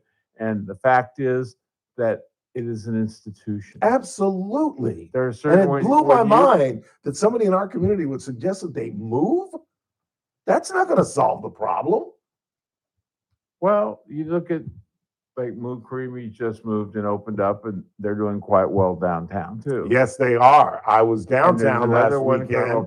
I was down. Let me finish my statement. I was downtown last weekend, and there was a horde waiting outside to get into Moo Creamery. Yeah, I was like, good googling, moving. We had dinner Saturday night downtown, or Friday night. Anyway, I was down there Saturday night. And we ate at the restaurant on 19th and Cali Cinta, or whatever it was. It's a brewery, and the food was really good. And then we walked the block of Moo Creamery and had an ice cream. Oh, did you really? And they told us at the door, sorry, we're closed, and we got in anyway. Well, of course. Of course. Let me leave you with this. What's the solution, Mike? Don't we have to at least go in a different direction? I know you can't sit here and give us a thesis on a solution, but shouldn't we try to go in a different direction? The city is going to be, with the way forces are going and things are going and not certain things aren't happening to what we like to see. They really haven't been able to attract major investment. Like one of the things that they have a big developer who owns property out right across from Wonderful.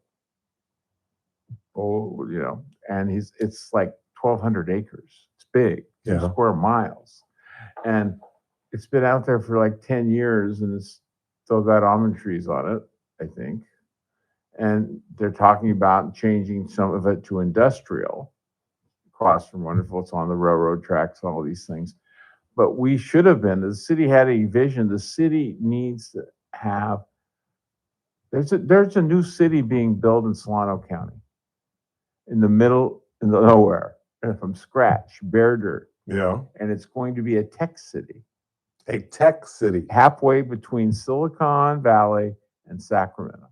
Yeah. A whole scratch city, and they're going through this right now with Solano County, and you have to have vision. Yeah, we don't have vision. No. The problem with our sewer problem, lack of vision. Everything is a lack of paying attention to detail. We just do things the way we always do things. And until we have a crisis, we have to have a crisis to get everybody excited here. Yeah. And this sewer thing, with what they're doing now, we're looking at some of the numbers in the background, and we're preaching, hey, you're going to have to do some long-term debt to do this because it keeps your rates down by a lot. And gave another presentation yesterday to the city, and it's trying to get them to wake up to see that the way you did it 30 years ago doesn't work anymore. It's sad that you have to tell them that. It really is. It truly is. Well, anybody wants to get up there with me, let me know. Have you signed up for the Honor Flight Open yet? March 23rd? March 23rd. Yes, okay, sir. I'll take a flyer. Outstanding. Can I have the same 3 guys I had last year? You damn Skippy. Guaranteed. You have carte blanche. I like those guys. You have carte blanche, sir.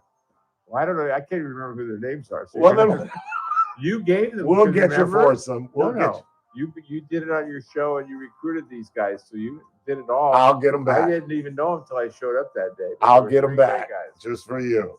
Mike Turnip Seed, everybody. Quick time out. No time before we get Daniel Petrie in here. Don't go anywhere. No golf this weekend. 51 the high Saturday. 51. JR Show, weekdays at 2 p.m. It costs $7.5 million to do 2 blocks, and Andre's vision is nice. to go 4 more blocks to the west and another block to the east, and you got to tell me what the bill is when you're done. $20 million in improvements down. Oh, you already know? You already paid for the tickets and everything? City councilman and his boys just happen to own 5 different What are we looking properties. at? How many kids? 2 p.m. News Talk 96. And you and your wife? And AM 1180. 5 of you. KERN. It's that National Holy Round Daily for Sangera shit. Subaru. It's a new year, so why not Fucking just to get Subaru in you put off in has to 2025? be Just because it's $5 new year grand. doesn't mean the guys over at Sangera Subaru slow down. So if an SUV is what you've been leaning towards, then how about leasing a 2025 And you're staying at the hotel? Premium CVT for only $229 So you take the monorail a over month to the and thing? 36 months and just $4,800 due at signing. Let me say that again. $229 a month for a brand new Outback, and the offer ends February 2nd. Where are you staying, at the Stop by and Disneyland see my Hotel? good friends Damon So you Culbertson and still Simon take Lee the to pick monorail out your over to new the park? Outback and hit the road. And remember, every Subaru But do comes they still have standard the with monorail? symmetrical all-wheel drive. Why not take the Sangera monorail? Subaru, paving the way for a better community. 5,500 gasoline alley drive. So what are we looking at? Through February 2nd, 2026. So what are we looking at? CVT model code STD-13 for $229. He's going to Disneyland with 8 people. License deposit 10,000 mile year limit, 15 cents per mile over. MSRP $36,506. Bid number S3333175. Buy a well qualified buyers only. Subject to approval. Offer ends 2/2/26. When life calls for a little extra, a kitchen upgrade, paying off debt, Staying at or the that Disneyland dream Hotel. vacation, Valley Strong Credit Union is here to help. With a Valley Strong home equity loan, you can tap into your home's value with competitive rates, flexible terms, and local guidance you can trust. Get approved in as little as 5 minutes, with funding in as few as 5 days. Your goals are within reach. Visit valleystrong.com to get your offer today. Valley Strong Credit Union. Grow your possibilities. Equal housing lender, NMLS number 45650. You're listening to the Ralph Bailey Show. Catch me weekday morning 6 to 9 a.m. on First Look with Scott Cox, News Talk 96.1 and AM 1180 KERN.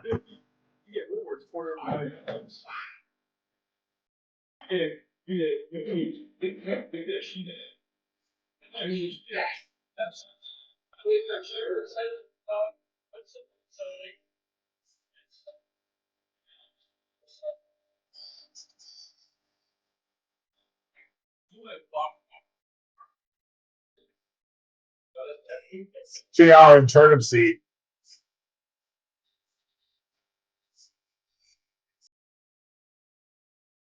You guys didn't have to stop on my account.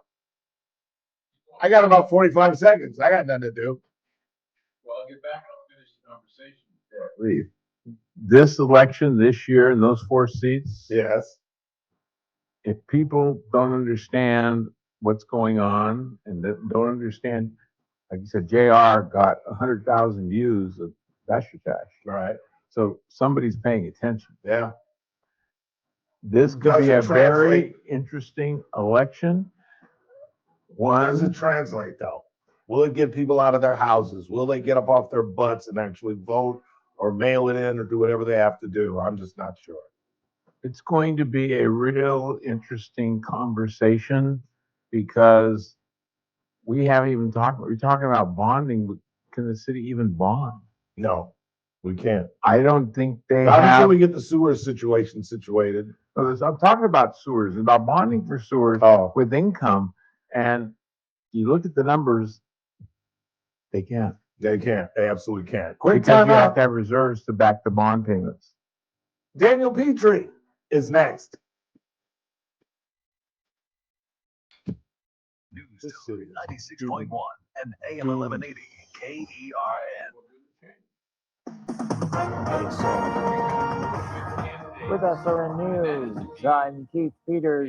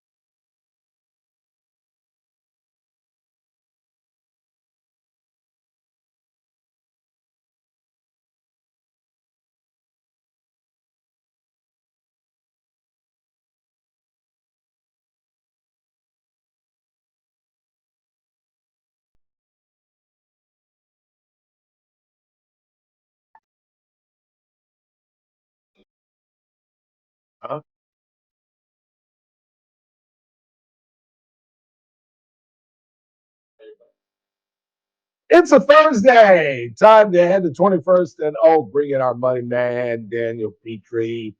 How are you, sir? I'm doing well, Ralph. How are you? I am well, too. Good. I was about to say, I'm well as well. Well as well? Yeah. Well, too? Yeah. Well, too, yeah. Yeah, good. I'm well, 3. Yeah. So it's been a tumultuous week with our leader, president, commander-in-chief, and overall either nutty as a bed bug or the mad scientist. I don't know which. What do you got? I would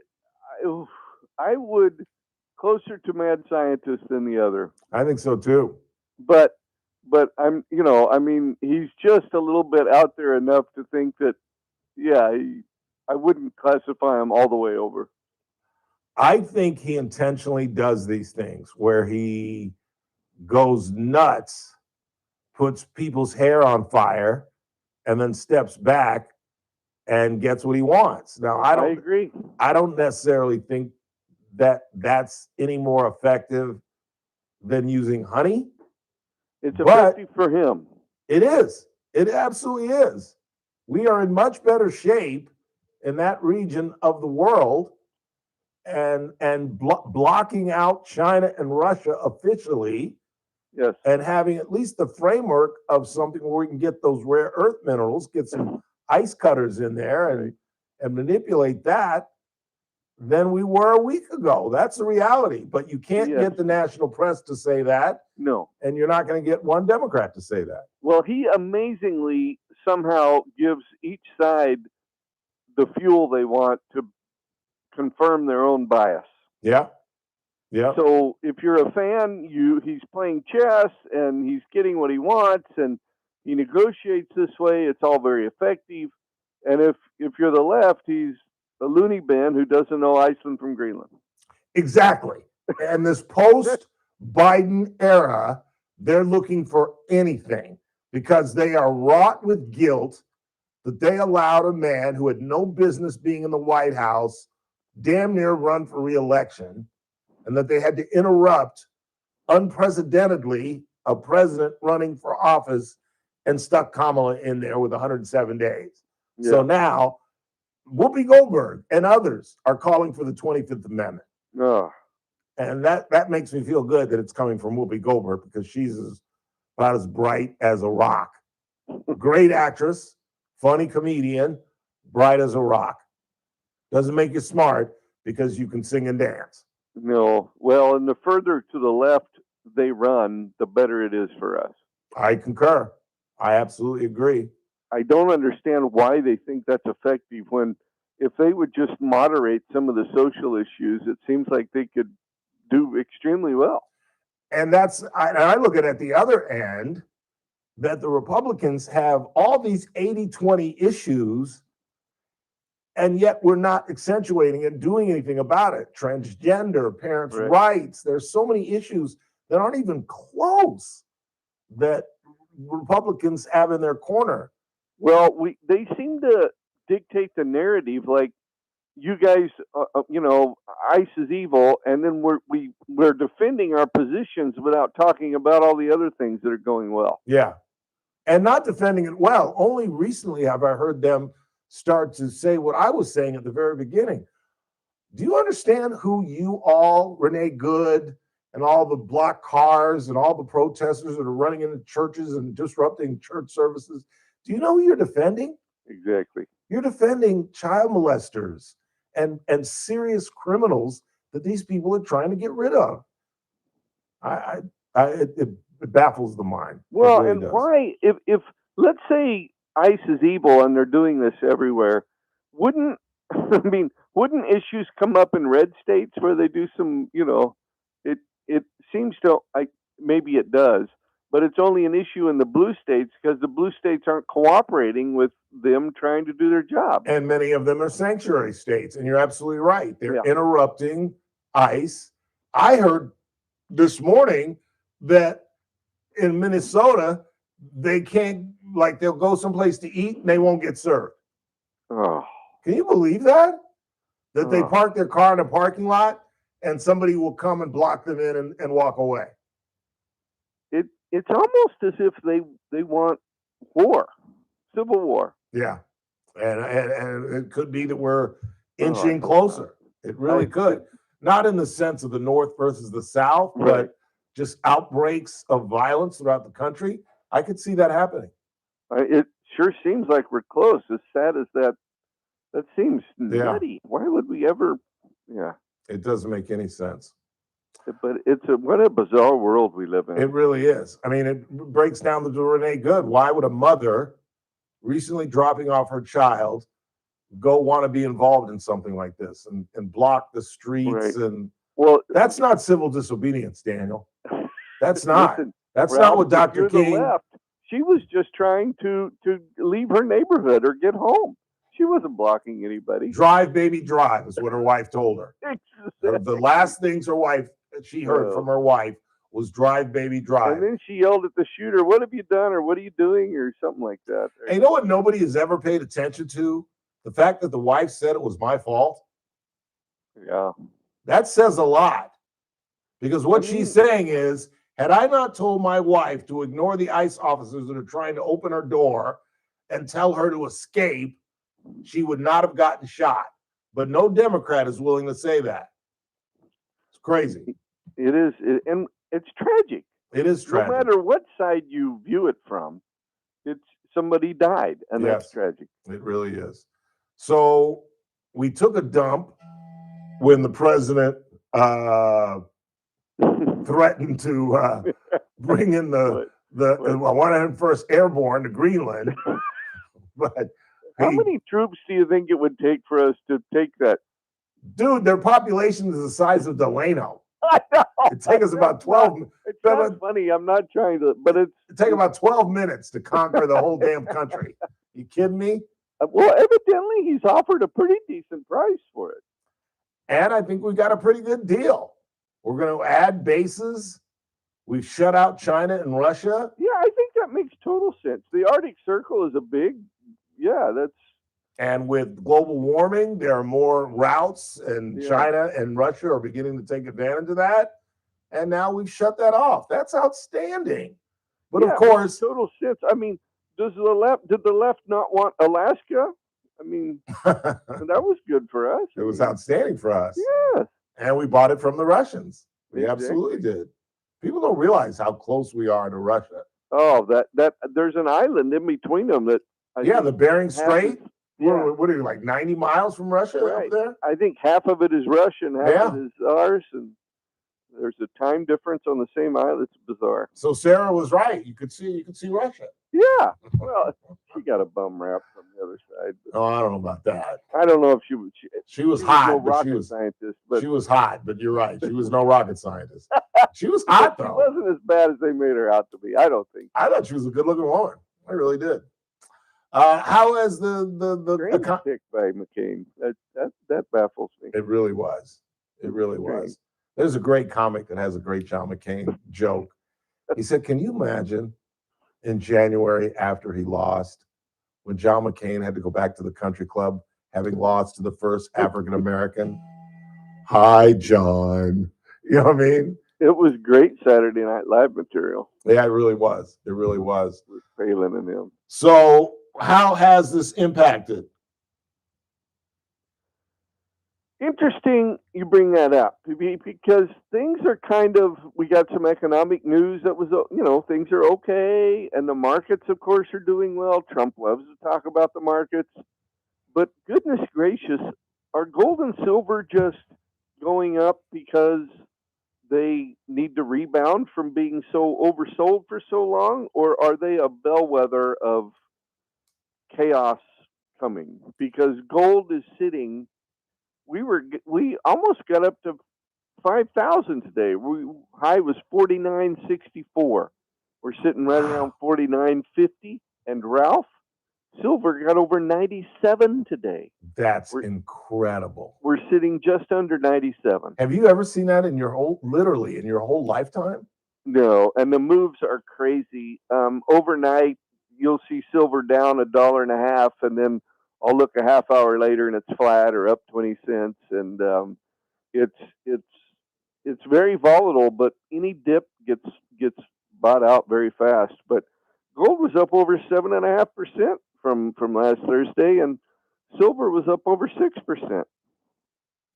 Is Trump fueling this? His love of gold? Does he have anything to do with this? Is there? Well, I think there's a little bit of, when there's chaos, like, okay, what's he going to do with Greenland? Or all of a sudden the tariffs are back on. That maybe puts a little extra bit under it. And yeah, he does seem to like gold, although his family seems to pitch crypto more than more than gold. But have you seen the Oval Office lately? It looks like a sheik's office. It's not my stuff. I don't like There's that. gold I don't like everywhere. drawing attention or Yes. gaudiness. That to me is that's bizarre. But my mother would use a word that I still don't know what the definition is. She would call it gauche. Yes. And I still don't even know what that means. Bad gaudiness, I guess. Is the way I would look at that. Oh. I've heard it used before. Yeah, I've heard it used, but I've never really looked it up. But yeah, that's what you would call that, gauche. And it's just, I don't know.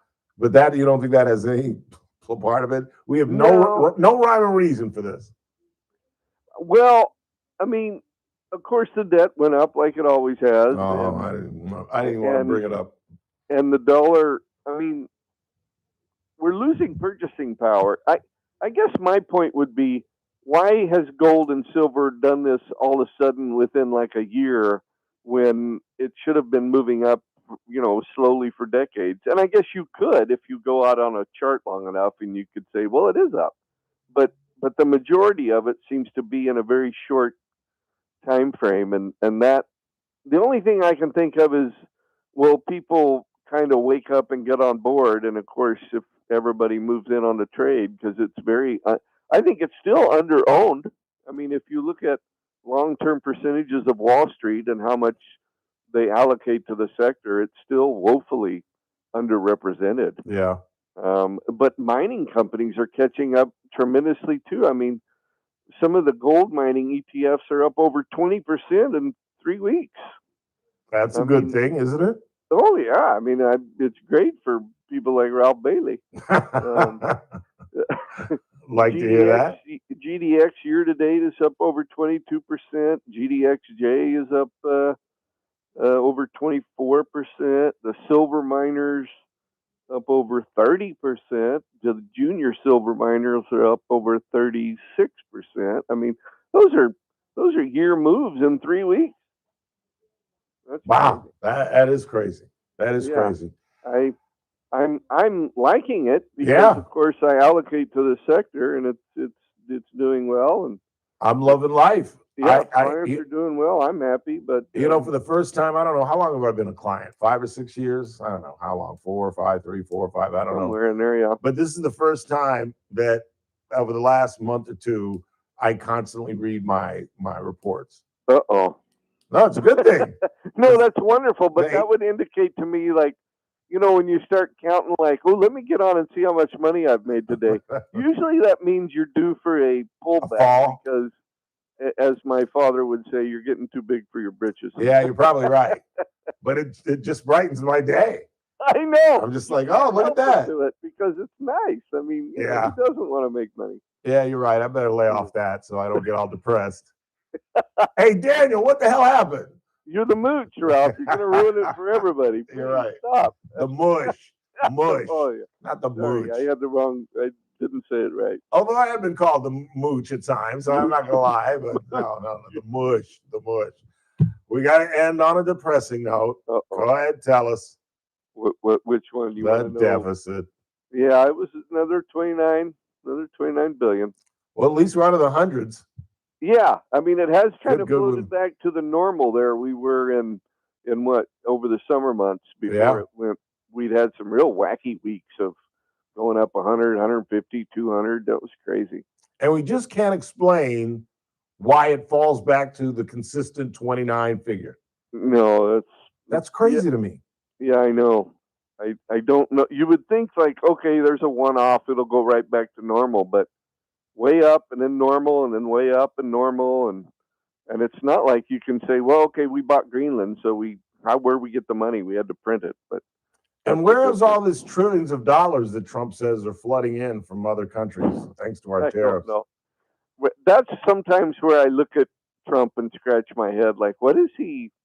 And I still am curious about the 8 wars that he stopped. I think about that, and I thought, wow, the world was on the verge of collapse, and we weren't aware.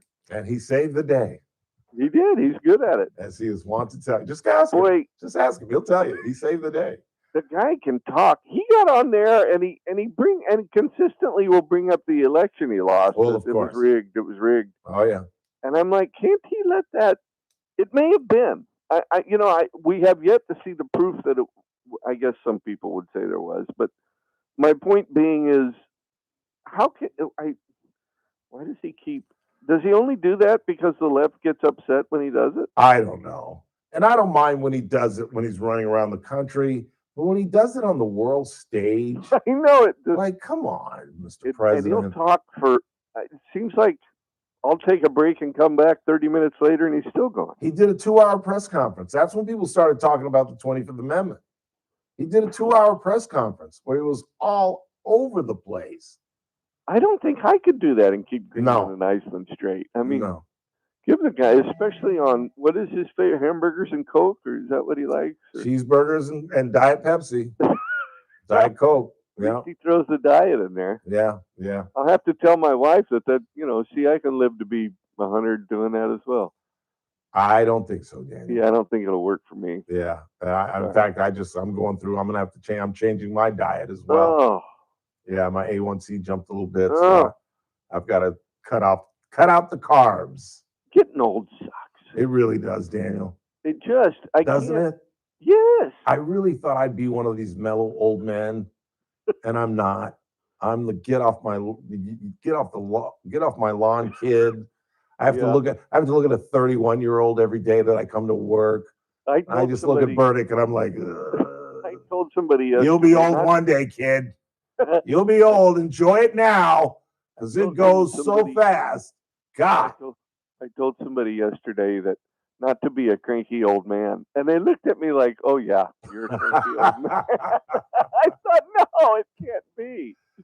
I'm a get off my lawn guy. Yes, we're my two. father would be proud. We're one and the same, Daniel. We're one and the same. Well, our fathers would be proud. Yes, they would be. Yeah. Yes, they would be. Have a wonderful for me. All right. Have a wonderful weekend, sir. Always great to talk Ralph. to you. And we'll wrap to you next Thursday. Go Patriots. Oh yeah, congratulations. Go Patriots. And I got big money on you guys. Good. Big money on you guys. Oh, the mush. Wow. Yeah, you're in trouble. You're killing me. I know. I did well last weekend, so I took my winnings and I put it on you guys I'm early. gonna pretend you didn't do it. Sorry, bro. Yeah, you're in trouble. Understand. You really hate us, you Raider fans. I'm sorry about that. I'm sorry about that. All right, buddy. We'll talk to you next Thursday. Bye, Ralph. See ya. Daniel Petrie. Quick time out. Headed toward the top of the hour. We'll check the board. Then at 5:15, Traco Matthews from Cap K is going to join us. We'll talk about what they're doing tomorrow. They're already here? Pretty sure he's here. Oh, he said he was going to be late. Jay came in and told me our 5 o'clock's already here. Well, it might be his guest. He's bringing 2 guests. I don't think it's Traco. Oh, that makes sense. Yeah, because I think Traco. I'll go check. Because if he's ready to go, we can talk to him at 5. But I'm pretty sure he just texted me that he's running late. So we moved it back to 5:15. Quick time out. We'll find out what's going on the Ralph Bailey Show. News Talk 96.1 and AM 1180 KERN, where we stream live. KernRadio.com. News Talk 96.1 and AM 1180 KERN. Friday edition Clay Travis, Buck Sexton Show. What a week. We will give you the absolute latest on Greenland, on Venezuela, and we'll continue to track what's happening in Minneapolis. Be joined by Tricia McLaughlin of DHS. She's the spokesperson there. What is the absolute latest on ICE? And we will also talk with Mary Margaret Olahan, who is spending the day with Vice President J.D. Vance in Minneapolis. All that and more. Friday edition Clay Buck. Live 9 to noon. News Talk 96.1 and AM 1180 KERN. Yeah, one of the highlights of this radio broadcast appears on Thursdays at 4:30. Our money man, Daniel Petrie with Messmaker and Petrie Wealth Advisors. You all know by now what Messmaker and Petrie Wealth Advisors are all about. You know that I've turned on staff members who are extremely happy with being a client with Daniel. And I've told you, I've been a client for almost a decade now, and it is the single most important and smartest financial move I have ever made. If you're staring at retirement late in life, He put Fox call on in the Daniel, waiting 395-9400, 395-9400. Just keep it locked. Tune in every Thursday at 4:30 when it appears on the broadcast. Daniel Petrie and the folks at Messmaker and Petrie Wealth Advisors. This broadcast is for informational purposes only. Does not constitute a solicitation or offer to buy or sell any security, future, option, or other financial instrument, or to offer or provide any investment advisory or other services to any person in any jurisdiction by Daniel Petrie or MPWAE, DBA, Messmaker, and Petrie Wealth Advisors. Any views expressed in this broadcast by us are prepared based on information available to us at the time, and we are under no obligation to update our views. This message comes from Viking, committed to exploring the world in comfort. Journey through the heart of Europe on an elegant Viking longship with thoughtful service, destination-focused dining, and cultural enrichment on board and on shore. With small ships that bring travelers closer to the destination, there's more time to explore, and every Viking voyage is all-inclusive, with no children and no casinos. Discover more at Viking.com. This is the story of the one. As an HVAC technician, he and his digital multimeter are in high demand. So when a noisy office HVAC turns out to be a failing blower motor, he doesn't break a sweat. With Grainger's easy-to-use website and product information, he selects the product he needs to keep everything humming right along. Call 1-800-GRAINGER, click Grainger.com, or just stop by. Grainger, for the ones who get it done.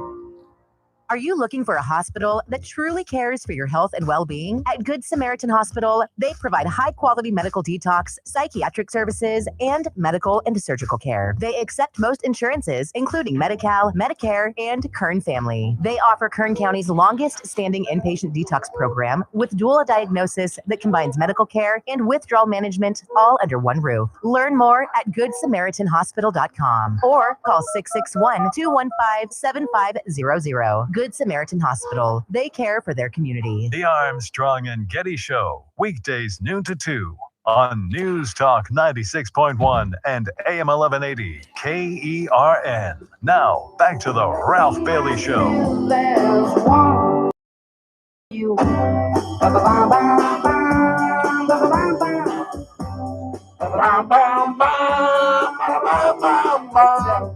Eight 842-5376, 842-KERN. What do you got? No. Your mic's off. Oh, sorry, my mic's not on. We know to stop the current catch and release problem. The zombies who commit crimes need to know that they can't vandalize and burglarize businesses, etc., and be out of jail the next day. That's why I don't think we can jail our way out of this.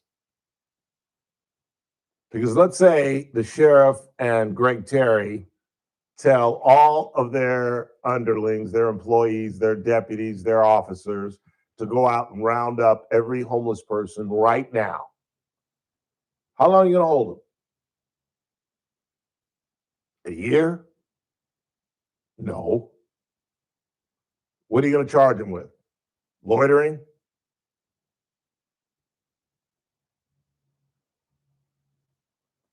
You can't jail your way out of this. And we have to either work with Sacramento or start to come up with legislation on our own as a county and start establishing mental health facilities that can provide beds, 3 square meals, and perhaps even rehabilitation. Now, I'm with most of you. There's no rehabilitation for many of these people because most of them have lost their minds on methamphetamine or crack or heroin or fentanyl or opioids. There's no coming back. There's no coming back. Have you ever seen the series Nurse Jackie? I just got through watching it because I added Paramount so I get new stations. And it's a great series. Years back, I think it was about 10, 15 years ago, with Carmela from Sopranos, who is Edie Falco. And she plays a drug addict nurse. And it's a 7-year series. And the first 3 or 4 years, it's all about her getting away with it, taking opioids. She hurt her back is what started it, as it is for most people, just an innocent injury. And the first 4 years are her getting away with being a drug addict and still being a nurse. And she's screwing the pharmacist behind her husband's back so that she can get her drugs. And then it starts to decline. She gets caught. She has to go into rehab. And then you know what they sentence her to? Because she's jailed. She gets in an automobile accident. They give her a mental health diversion, which she does. She does the period where she has to pee, and then she got right back on it. And in the very last episode, she dies. That's the reality of drug addiction. Quick timeout, final hour of the broadcast. Don't go anywhere.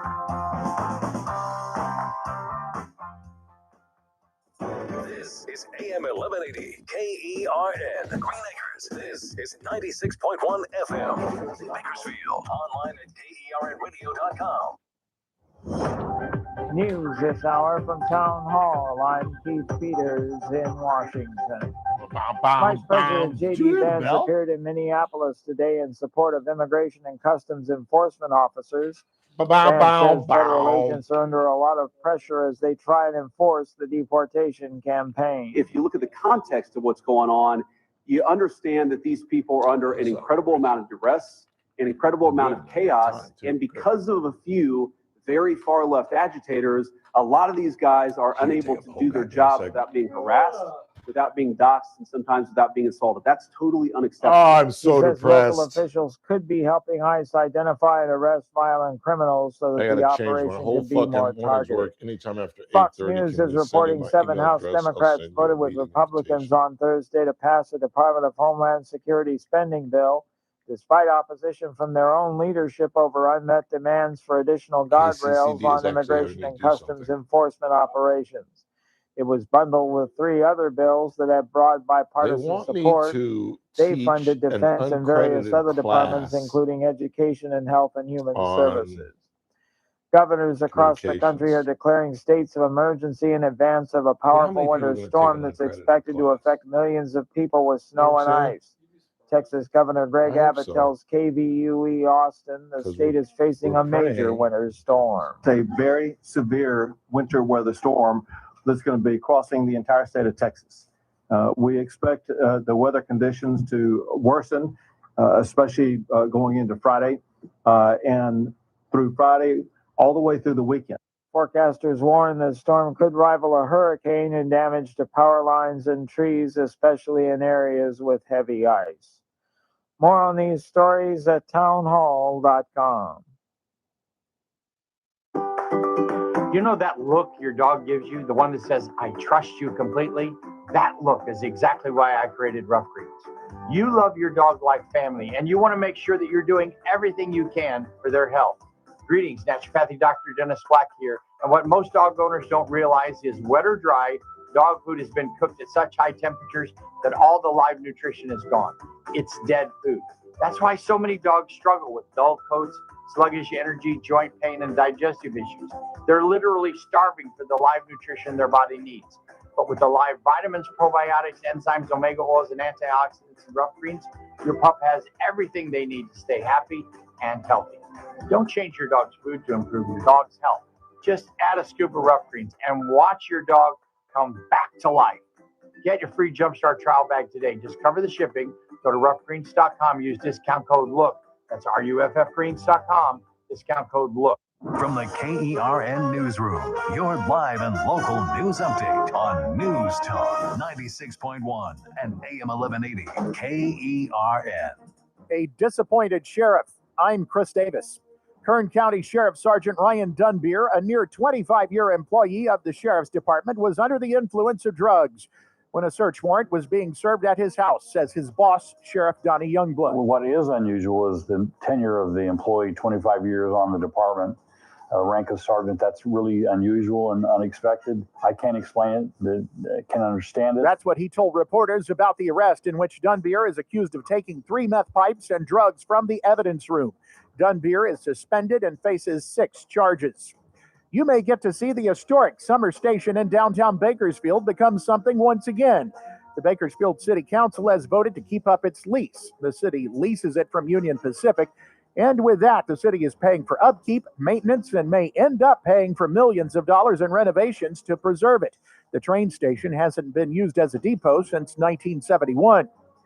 The man who, along with his dog, was hit and killed Tuesday night on Oswald Street near Pioneer Drive has for now been ID'd only as a 68-year-old man. But the Highway Patrol now says that the man and dog walked out in front of a Nissan Rogue about 5:45 p.m. and both were hit, and they are not sure why yet. The driver cooperated with police.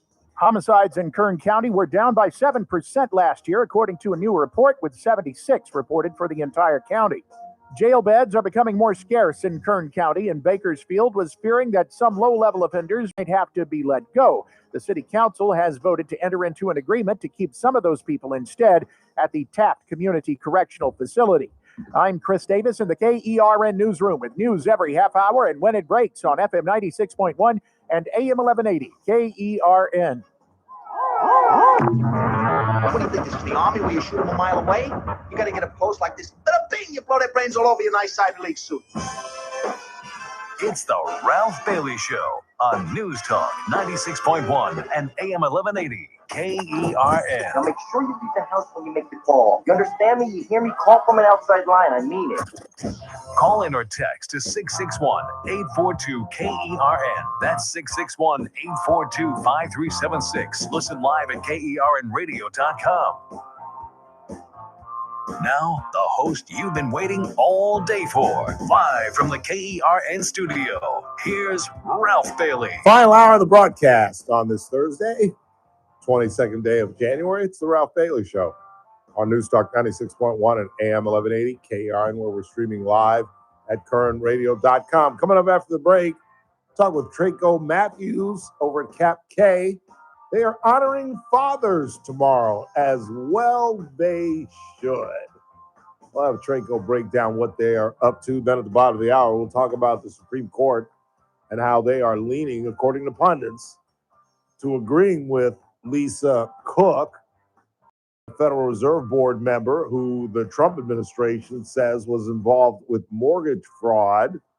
All the pundits, based on oral arguments earlier in the week, and our own pundit, Teresa Goldner, feel like that the Supreme Court, despite the many envelopes they've allowed Donald Trump to push and glass ceilings they've allowed him to bust in terms of executive power, most, as I said, pundits believe that they are going to side with Lisa Cook on this thing.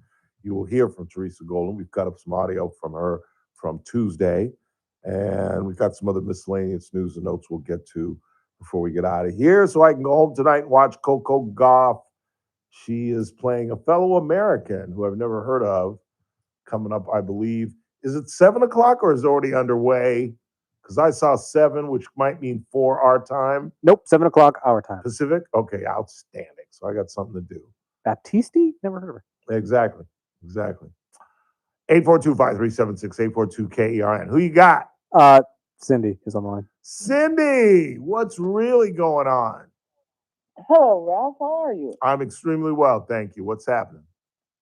Well, I called to give you some good news. Okay. I always love to receive good news. Okay, today is January 22nd, right? Very true. Okay. Now, January 22nd, 1984. That was 42 years ago, right? 1984? Yes. Does that ring a bell with you, January 22nd, 1984? I was matriculating at Morehouse College in Atlanta, Georgia. Okay, well, let me get to the point. Okay. That was also the last day that the Raiders have ever won the Super Bowl. 42 years. I thought you would be thrilled to know that, so I let you know. Well, I appreciate that. 42-year drought of losing for 40. It's not like an NFL record, do you know? No, there are teams that have never been to the Super Bowl. The Cleveland Browns have never been to the Super Bowl. Well, I'm talking about the record for not having won the Super Bowl after having gone. It's been 42 years. Well, Well, isn't it worse to have never been to a Super Bowl? At least No, we've been to some and we've won several. No. You It's have to it's choose your it's way worse. It's worse to have won 3 and not gotten back than never to experience. You have woman. You never played sports. You have no idea what you're talking about. A 42-year losing streak tops everything. So you're telling me you'd rather be the Raiders are number 1 in something. You'd rather be a Cleveland Brown fan than a Raider fan. Is that what you're telling me? I'm not sure, but you have to. But like I said, that's an easy choice. Listen, well, the good news is we have the first round pick. We're about to get the Heisman Trophy winner, and we'll be there in a couple of years. You just wait. I'll be a crusty old man. You've been saying that for 40. You've been saying that for 42 years, though. Cindy, it's a since you were 22. Cindy, it's a football team. Are you really think you're getting to me to talk about my football team? I just wanted listen. My baseball team just won 2 consecutive championships and might win a third. That doesn't matter. I just want to use. Oh, yes, it does. Your Raiders are number 1 at something. That's all. And you are the master. And you are the master of the obvious. Congratulations. You'd be happy to know that, and you should be grateful. That's all. I enjoy Raider football. I'm going to go to some games next year. It's just a football program, Cindy. It's not that serious. But baseball season is about to start, where my ball club is about to try to three-peat. So, we'll see. Well, thanks for trying to make me feel bad, though. I appreciate that. That was really nice of you. Well, I'll try again tomorrow. Okay, you keep on trying. All right, see you later. That woman is insane. She cray-cray. She did call herself the voice of reason on JR show the other day. Oh, did she? Oh, she's calling JR show too. Oh, yeah? That woman is cray-cray. She called in to tell me how long it's been since we haven't won a Super Bowl. Okay. This is what happens when non-sports people get their hand on a date. And they're just like, see, you remember this? It's like, do you remember that? The Cleveland Browns have never been to a Super Bowl. The Detroit Lions have never been to a Super Bowl. The Buffalo Bills went 4 straight years and lost. For some reason, think they're making right decisions right now. And they ain't been back since the 80s. When was the last time they lost? To the Giants in like 89, 90? Yeah. When what's his name? Norwood pushed it right. I won a ton of money that day. I acted a fool in Bill Hernandez's house. I literally got on the floor because I was a kid. I won like $300 on that Super Bowl. And I was like, you would have thought I'd won $100,000. I acted a fool in one of my dear friend's house in Inglewood. The other embarrassing moment, winning money, when Sugar Ray Leonard upset Marvin Hagler. And this is pre-Tom Cruise. We watched it in our complex with this really hot black woman in our Inglewood complex on Eucalyptus. And I literally jumped on her couch. Now, if you don't think there's a difference between cultures, between white women and black women, you ain't never jumped on a black woman's couch, because that woman wanted to kill me. I am not making this up, Chris Burdick. She was in her kitchen with a pot, and she looked around and saw me on her couch and came at me with a pot. Boy, you better get off my couch. What's the matter with you? Who raised you? That couch is 3 months old. Fool. Tom Cruise is going to do that in about 8 years on Oprah, but this ain't Oprah. Better get off my couch. Just totally took my buzz away. I won $1,000. I put down like 300. It was like 3-1. Sugar Ray was a big upset. Quick timeout. Traco Matthews joins us next. News Talk 96.1 and AM 1180 KERN. On the next Armstrong and Getty show, the Trump administration looking to overthrow Cuba. Plus, you know who's saying really interesting stuff lately? Vivek Ramaswamy. Elon was at Davos and said the world may no longer need money because we're all going to have so much stuff with abundance and AI and whatnot. Also, the news of the day. We'll have all that for you on Fridays. Armstrong and Getty show. Weekdays noon to 2 on News Talk 96.1 and AM 1180 KERN. You know, oddly, one of the things that I rarely talk about when I talk about Casey's Steakhouse is lunch. If you work downtown, if you work for the county or wherever on Truxton, it's not very far and it's real quick and it's very convenient. And the menu is similar, just smaller portions, and it is outstanding. And the variety on the menu that Chef Daniel has put together now is simply unbelievable. It's mostly large groups that come to Casey's Steakhouse. And not everybody's feeling red meat to celebrate someone's birthday or an anniversary or whatever the event may be. And that's why Chef Daniel has advanced the menu. So there's Italian food. I love the fettuccine Alfredo with chicken. The lobster mac and cheese is everybody's favorite. The fish dishes, the mahi-mahi, the swordfish, the halibut. Where would you rather be than on F Street? And don't forget about the Stockyard next door for meetings, banquets, or just having dinner and having some of the craft cocktails that are served next door. It's Casey's Steakhouse, longtime sponsors of the Ralph Bailey Show. Meet Paul Sheldon's client, Guy Picard. Hi, my name is Guy Picard, and I am very happy that I found Paul Sheldon. What a relief it is trying to turn 65 and find somebody like him to help me navigate this industry. I think that it's really important that you look at all of the options that you have and then give Paul Sheldon a call, because he will create a plan that fits your budget and fits what you're trying to achieve as far as trying to get the best possible medical care that you can have. So I'd like to recommend Paul Sheldon to any of you out there that are trying to navigate the medical industry at turning 65. Give Paul Sheldon and his staff a call. They are awesome. And I'd just like to say, Paul and your whole entire staff, you guys rock. When Medicare matters, our team has the answers. Team Paul Sheldon. 398-2298.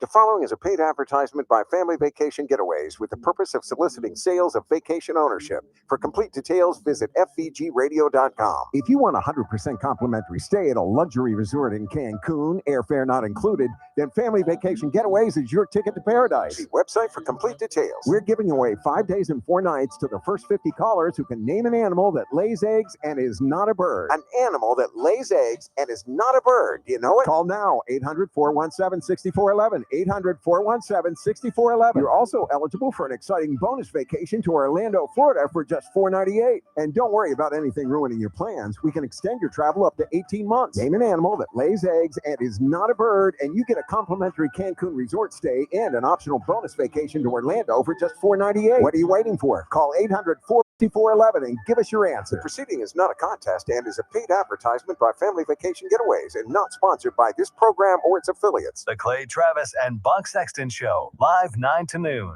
Now, back to the Ralph Bailey Show on News Talk 96.1 and AM 1180 KERN.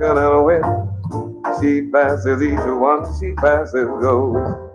A little Lou Rawls on a Thursday night, as those watching on YouTube can see. To your left, my right, Pastor Traco Matthews, also with Cap K, and community leader Suni Crawford to my left, your right. Fellas, thanks for coming in. Let's get that over close to your mug there. And we're talking about you all at Cap K honoring fathers. I saw that on the news this morning. Said I got to get Traco in to talk about this. Wow. Well, one quick correction. So I'm actually now at Current Family Healthcare. Oh, is I that have right? been for a couple of years, but I am on the Cap K Foundation. Couple years? I was going to say, I know you That just associate with means Cap K. you don't invite me here enough. No, apparently not. Googling, Googling. But I was at the Fatherhood Conference last year, and I believe it's just the second time that they restarted it. When I was there, we talked about reconstituting it. Of course, that was during COVID times, and so couldn't do it for a few years. But it's a phenomenal conference. Tomorrow at the DoubleTree, 8:30 to 3:30. I know they already have a lot of dads in the community that have signed up and registered, but it's a fantastic experience. Suni, what can we expect tomorrow? The best part about a fatherhood conference is I can say is that is giving credit where credit is due to the fathers. It's always amazing to have it.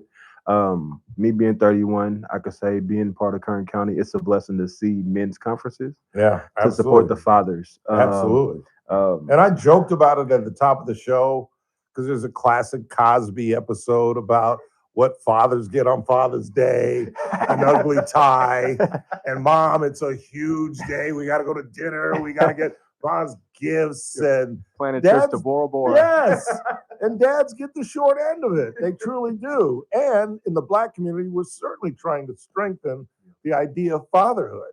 Absolutely. Yeah. Absolutely. And this absolutely encourages. How long has it? Tell the folks how long it's been going on. So it's from the seat. I have it in front of me right now. So it's looked like it's going on for 3 years. So this is the third year it's going on, which is a blessing. You know, it's always a blessing to keep going it and keep it going on over the years. So absolutely.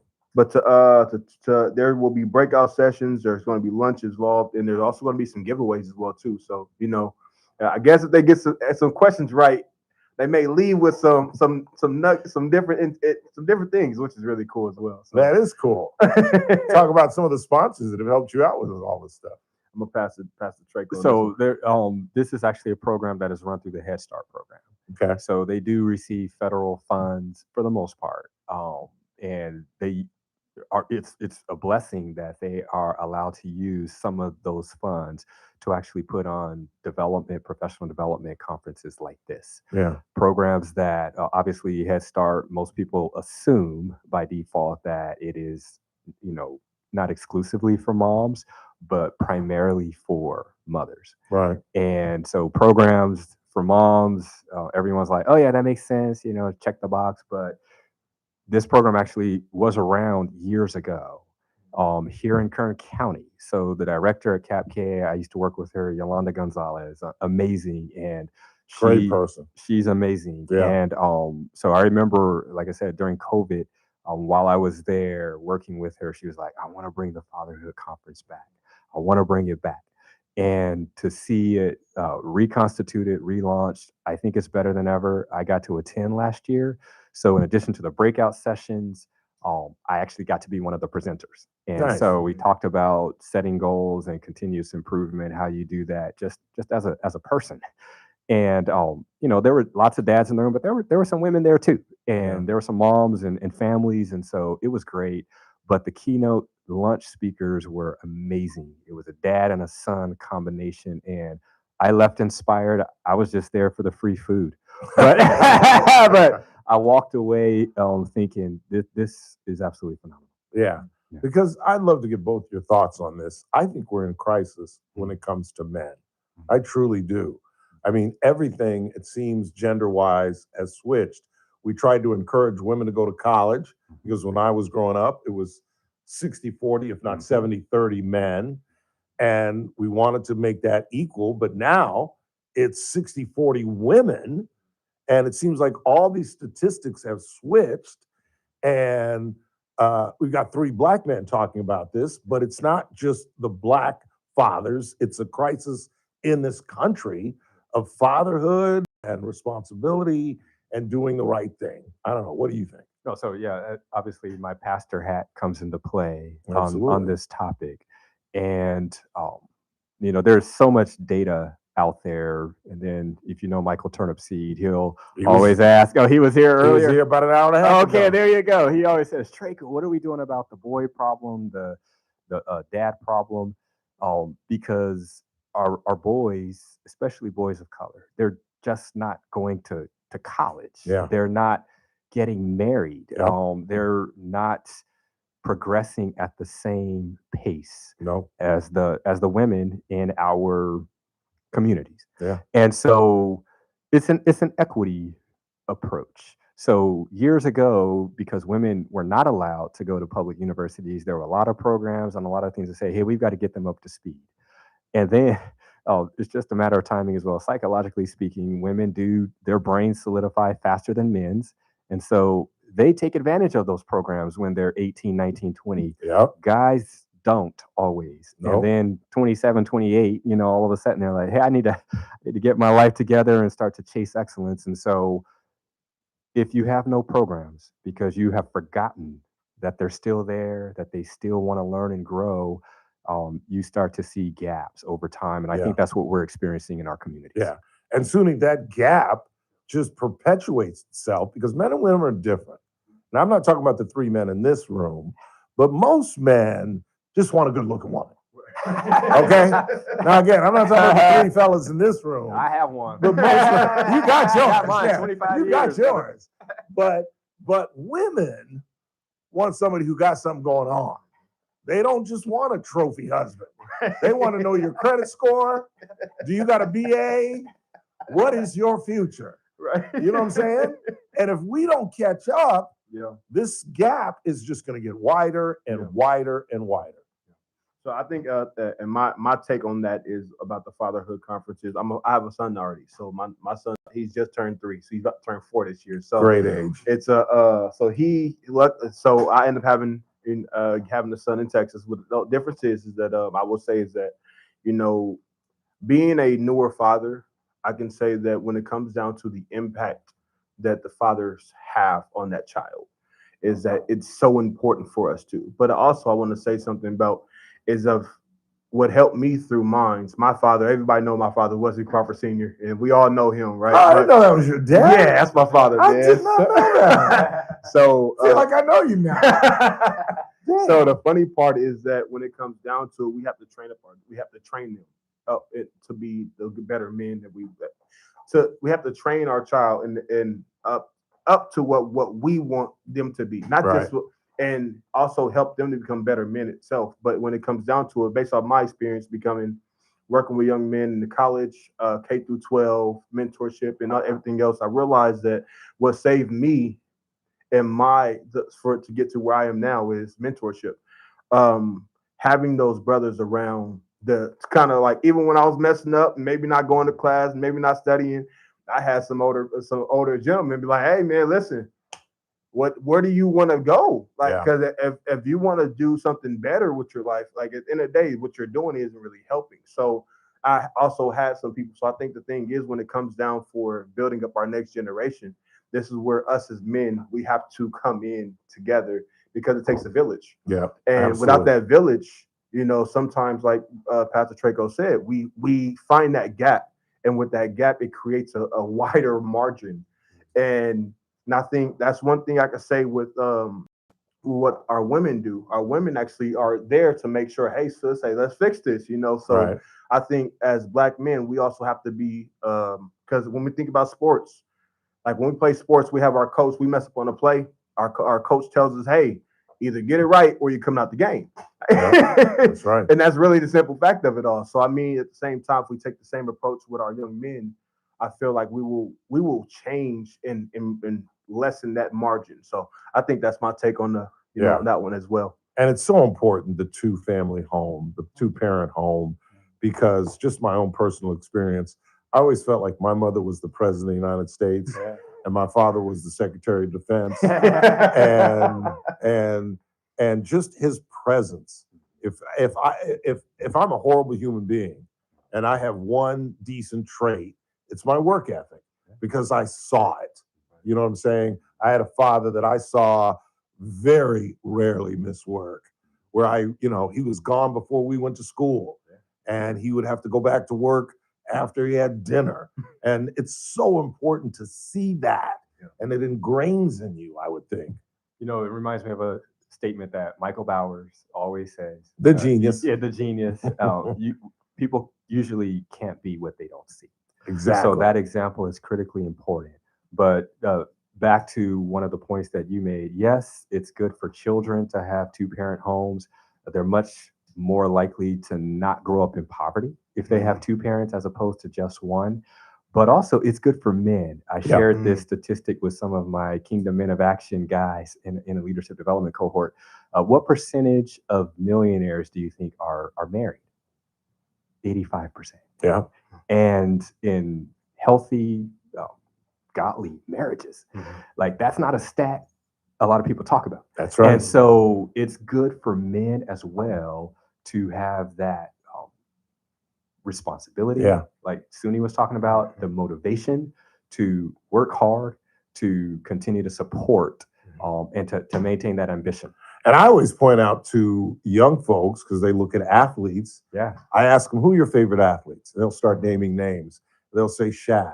They'll say Magic. They'll say Michael Jordan. And I say, you know what they have in common? They all came from two-parent homes. Wow. All those cats. Shaq talks about his dad's influence, being a military man, and how he was disciplined. Magic talks about his parents. Michael, we saw Michael break down when his father died during the championship.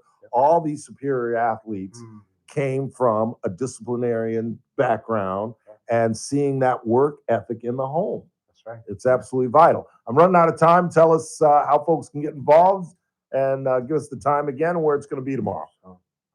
Yeah, so it'll be at the DoubleTree. It starts at 8:30 tomorrow. If you haven't registered yet, I recommend just showing up, and you might have an opportunity to register and participate in this incredible event.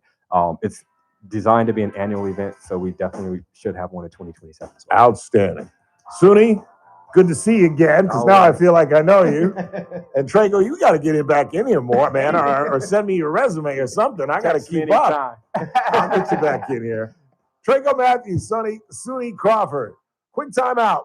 Final half hour of the broadcast. Don't go anywhere. News Talk 96.1 and AM 1180 KERN. Online Thursday that Nakima Levy Armstrong has been arrested. Protesters entered a St. Paul church Sunday where a U.S. Immigration and Customs Enforcement official serves as a pastor. Fox News reports 7 House Democrats voted with Republicans on Thursday to pass the Department of Homeland Security spending bill, despite opposition from their own leadership over unmet demands for additional guardrails on immigration and customs enforcement operations. On Wall Street, the Dow up by 306 points, the Nasdaq rose 211. More details at srnnews.com. News Talk 96.1 and AM 1180 KERN. From the KERN Newsroom, your live and local news update on News Talk 96.1 and AM 1180 KERN. I'm Chris Davis. The man still hasn't been ID'd by name, but the Highway Patrol now says that the man who was hit and killed along with his dog Tuesday night on Oswell Street near Pioneer Drive was a 68-year-old man. They are still not sure why he walked out in front of an SUV. The day a search warrant was executed at Kern County Sheriff Sergeant Ryan Dunbeer's house, and 3 meth pipes from the evidence room were found. Dunbeer was under the influence, says Sheriff Donny Youngblood.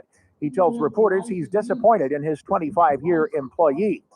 Bakersfield may be housing some prisoners at the Taft Community Correctional Facility after a vote by the city council. That's because of a shortage of space at the Kern County lockup. I'm Chris Davis in the KERN Newsroom with news every half hour and when it breaks on FM 96.1 and AM 1180 KERN. It's that man again, Ralph Bailey for Sangera Subaru. It's a new year, so why not get into the new Subaru that you put off in 2025? And just because it's a new year doesn't mean the guys over at Sangera Subaru have slowed down. So if an SUV is what you've been leaning towards, then how about leasing a 2025 Outback Premium CVT for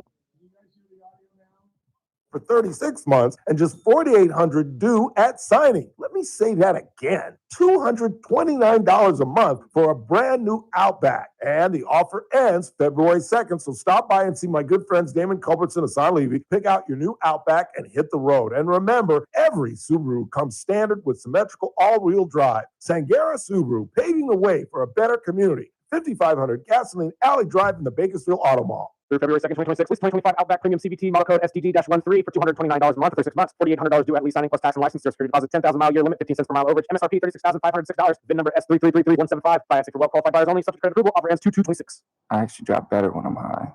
It heightens my senses, calms me down. If anything, I'm more careful. Honestly, it just helps me focus. That's probably what the driver who killed a 4-year-old told himself. And now he's in prison. You see, no matter what you tell yourself, if you feel different, you drive different. So if you're high, just don't drive. Brought to you by NHTSA and the Ad Council.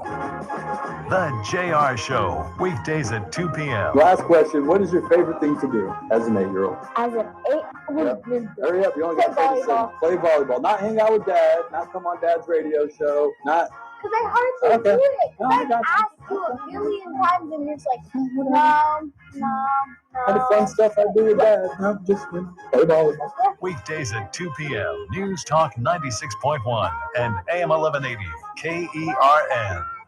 You're listening to The Ralph Bailey Show. Catch me weekday morning 6 to 9 a.m. on First Look with Scott Cox, News Talk 96.1 and AM 1180 KERN. That's a funny spot JR's running. But he better encourage that girl to play volleyball. That may be his out for college, Jack. Mr. Flores, have you heard of scholarships? You better hope that girl grows to be 5'8", 5'9", and she can play a little volleyball in college. Get a free route. And then the CSUB program, they've got a pretty good volleyball program, do they not? Yeah, no, it's pretty good, especially beach volleyball. I was just going to say, do they still have beach volleyball? They do, yeah. I've been on the campus. I've spoken at a couple of classes. Where is the beach volleyball venue? So when I was there, it was right next to the student center area. So it actually, no, am I thinking of the right area? Is it by the library? Oh, no. It's totally on the other side of campus? Other side of campus. Closer to the basketball arena? Yeah, closer to where all the sports are played. So the Okay. basketball courts, the tennis, or the soccer fields in that area. Okay. I That makes might be sense. wrong on the exact placement, but if I remember correctly, it wasn't too far from the soccer fields themselves. Yeah. Love that campus. Every time I'm on it, rushes in, just great memories. I had a ball the 2 years I was there, particularly being the managing editor of the newspaper. It was just fun. I felt like I ran the place. I really did. You know, just having a pulse, because we had a really great group of reporters, and they were telling me what was going on, and it was just fun. You know, because like my first year, I felt like a commuter. You know what I mean? I didn't know anybody. I didn't really hang out on campus. And then in the third, because we were on the quarter system back then, and it was, I think, I got involved with the newspaper in my second quarter. I became the managing editor of the paper my third quarter, and I was the managing editor of the 3 quarters of my senior year. And just coming in contact with all the great people that I worked with. I've always said, you've heard me say this, that I think that CSUB staff was one of the best staffs in the history of the college. I really mean that. Working with Bob Christie, who went on to be city editor at the Californian, Amber Chang, who's been working at Bakersfield College for years, Pam Tarango, who's a local teacher, Lori Evans, I think her name is Churchman now. She's teaching, I think, at BHS. Steve Mayer, who's still on the Californian. All of these people were on one, and yours truly, all of these people were on one CSUB newspaper staff. It was a fun time where that newspaper jumped. These people were incredibly talented. And it was just cool to be the ME, because if I saw something that pissed me off, I got down on my computer and wrote a column and put it on the second page. And it just felt like I had some influence on what was going on campus. I was probably wrong, but just to have that feeling made school even that much more rewarding, if that makes sense. I know it doesn't. It was weird not being an athlete because I was still young. I was 29 years old, and I was so frustrated that they didn't have a baseball program. I would have at least liked to have gone out for it. You know what I did do, though? They had a punt, pass, and kick competition. Did they really? And I finished second. Nice. Because I couldn't punt. That's what killed me. Oh, no, I couldn't field goal kick for the life of me. Kicking is hard. Punting, a little bit easier. Punting was easier, but everything I hit was dead left. No, field goal kicking. That's why I love watching college football on Saturdays when McAfee pulls up the kids and it's like all of them think, oh, I could easily do this. No, It you is can't. harder than it looks. I don't think I made one. That's what screwed me. I can throw the ball 55. Well, then I was 29, 30 years old. I could throw the ball 50, 60 yards. I really could. It would wobble. It was a duck, but I could chuck it 50, 60 yards. I could probably get 40 at the height. And I could punt the ball 40, 50 yards. Yeah. But field goal kicking, I don't think I made one. And it was everything was the same. Where it was a dead left. It was just a freaking line drive pull. Ugh. Enjoy this, you knucklehead. I try. Youth is, God. I swear it seems like it was yesterday. I swear to God, it's just so amazing how time flies. It really, really is.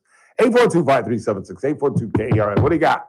I agree that the homeless problem is not better, but the city has done a fantastic job of cleaning up as much as they can and as often as they can. I use the City of Bakersfield app, and every time I report a camping or graffiti or some other thing, they usually have an assist with or that will get it done. I'll say this. The city is trying. I'll give them an A for effort. But running a city is like running a football team. Effort don't get it. Effort's necessary. You got to have effort to win, but you got to win. And when you're a municipal leader, you've got to deliver. Effort ain't good enough. Well, we tried. That ain't good enough. You've got to change people's lives. That's what government is all about, particularly on the local level, where one would think you would have much greater impact than even on a state or national level. You know, trying to change federal laws or national issues is like trying to turn an aircraft carrier. Now, it's a little less complicated on the state level, but we're in California.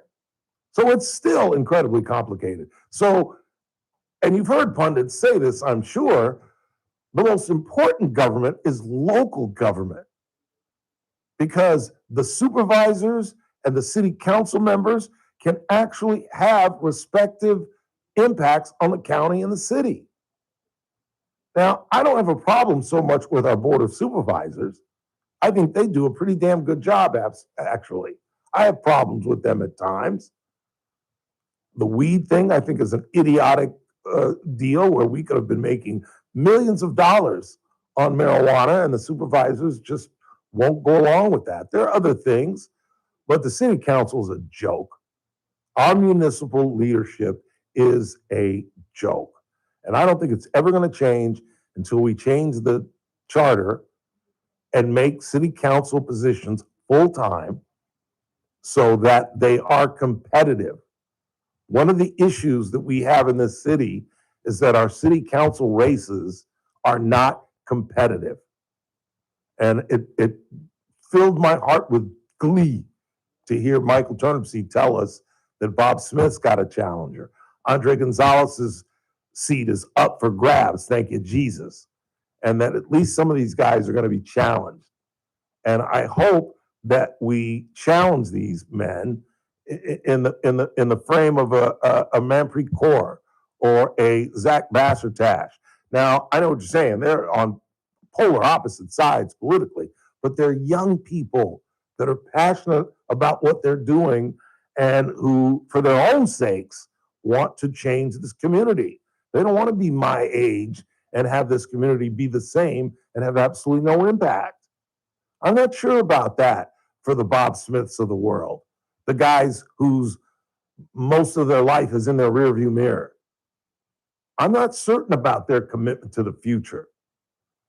Andre Gonzalez is young enough to care, but I just don't think he gives a damn. I think the only thing that Andre cares about is his career and how he can get to Sacramento and how he can keep climbing the ladder and manipulate the system, not actually get his hands dirty and solve problems and resolve issues, but just look good and show up in the blue suit and talk to 17 and 23 and be on the air and be quoted in the newspaper, which does us nothing. Does us nothing. There's wonders for Andre's career, but it's nothing in terms of solving issues, our sewer problems, our homeless problems, things that these guys just keep kicking down the road until, as Mr. Turnipseed said, it comes to crisis issue. And then all of a sudden, bells and whistles go off. Well, it's too late. It's too late. When you keep procrastinating, you end up having to panic and send out these idiotic letters that many of you received about your sewer rates going up. They didn't massage that. They didn't ask for your advice. They simply stuck a letter in the mail and told you, hey, guess what? Your sewer rates are going up dramatically. It's just amazing to me that at one level of government where you can have a direct impact, we got part-time city council members. We have a mayor that has no vote, a wonderful woman. Who doesn't like Karen Go? She's everywhere, and yet she doesn't vote. The mayor really has no direction or say. This city is run by Christian Clegg and Papa Jenko. Look what we got. A guy who was a cast-off from his own community. He wanted to be the city manager in his own town. They didn't want him. They didn't want him. And so we take another community's cast-offs. I don't understand. I really don't. It almost makes you wonder, God, maybe I should have shut up. Maybe Tandy wasn't that bad. No, he was. He was manipulative and did things his own way. And now we've got, pickleball courts and Measure N. And now we told you what he was going to do. He was going to do all this nonsense and then run to the coast. Oh, Lord, have mercy on our souls. I really think that, I don't know, I'm the pessimistic son of a gun who looks at the glass half empty, but I think we're going to have the next 3 to 5 years going to be pretty tough in this town. I really do. I think the sewer mess is going to be a big issue. I think our police situation is going to grow and become a big issue. Who wants to be a cop these days when you see what's going on with ICE?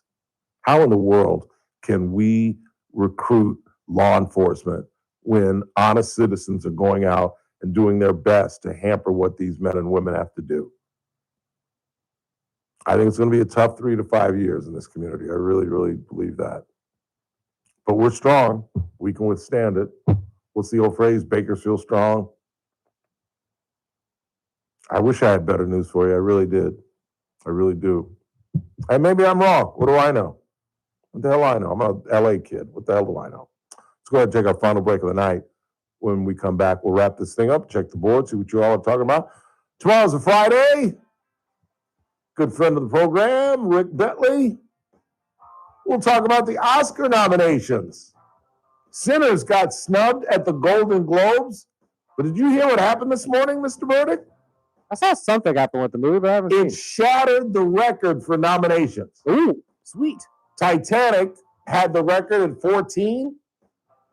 Sinners was nominated in every category that they were eligible for.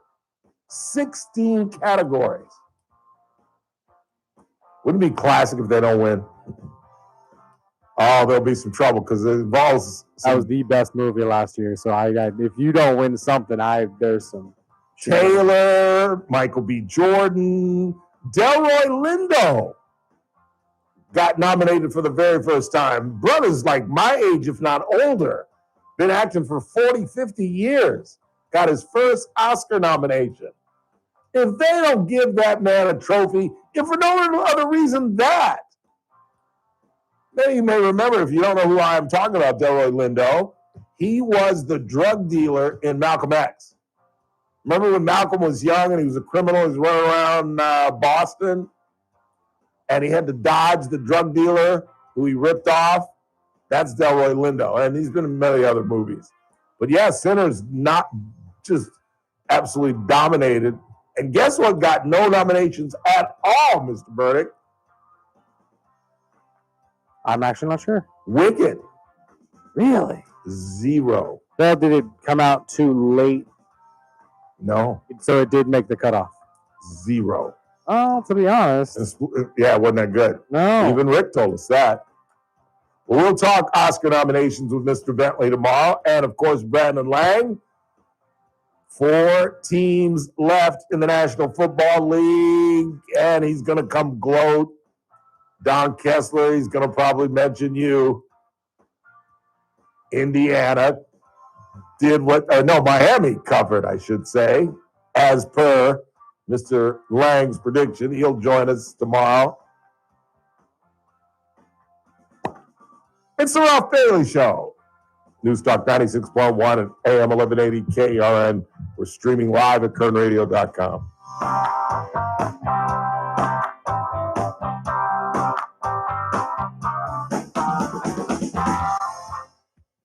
News Talk 96.1 and AM 1180 KERN. Start your day right. First Look with Scott Cox, 6 to 9 a.m. On the Friday edition.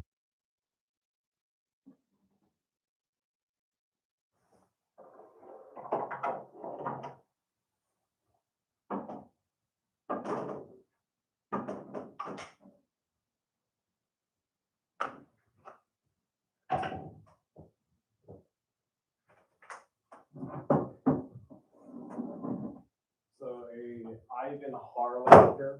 So what? Ivan Harlander. Never heard of him. He's with the Veterans Family Band. They work with Iron quite a lot. Yeah. Yeah, he called right now asking if there's any spots to jump on. What's tomorrow, Willis? Like, come on, show. Oh. Booking something. Okay, not tomorrow. What do we got tomorrow? Yeah, I guess you can book them tomorrow. Like 5? 5 tomorrow? Yeah. Okay. So I think he said they were looking for band members and whatnot. So. For his high school? No. This is an older band. This is the Veterans Family Band. Like, Never heard of Army it. vets. But apparently they do a lot of work with our All right. Oh. Okay. Oh, okay.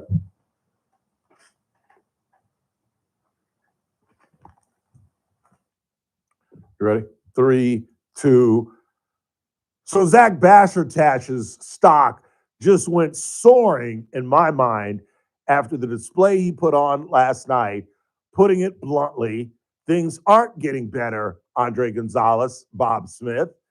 I give the city A for effort, but that doesn't get it done.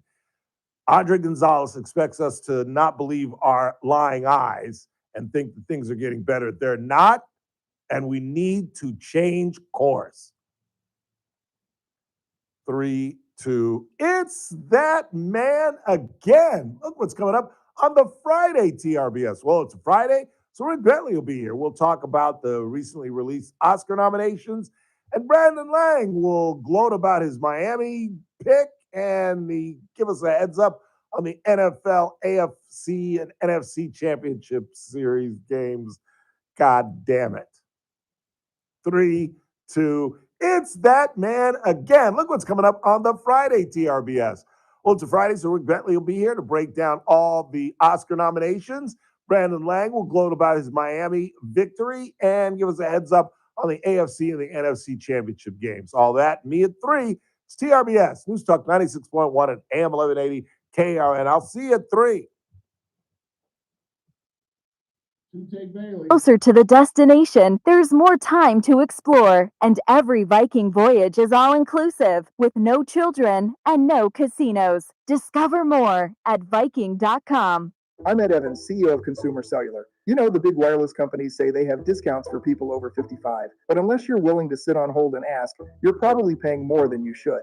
At Consumer Cellular, there's nothing to hunt down. We're built for people 50 plus with plans starting at just $20. And our 100% US-based customer service actually answers the phone. Call 1-888-FREEDOM or visit consumercellular.com today and get your second month free for a limited time. Taxes, fees, and other third-party charges will apply. See website for additional details. I'm JR Flores. Catch my show, The JR Show, weekdays at 2 p.m. Now, back to the Ralph Bailey Show on News Talk 96.1 and AM 1180 KERN.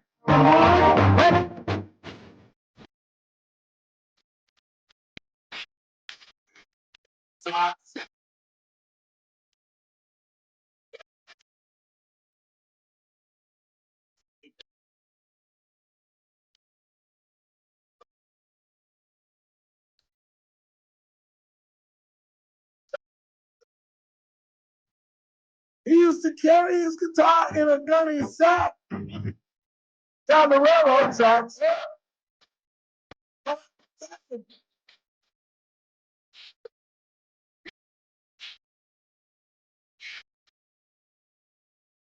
Berry. Strange man. Incredibly strange man. Used to come to gigs by himself in his Lincoln Continental, demand his money before he went on the stage in cash,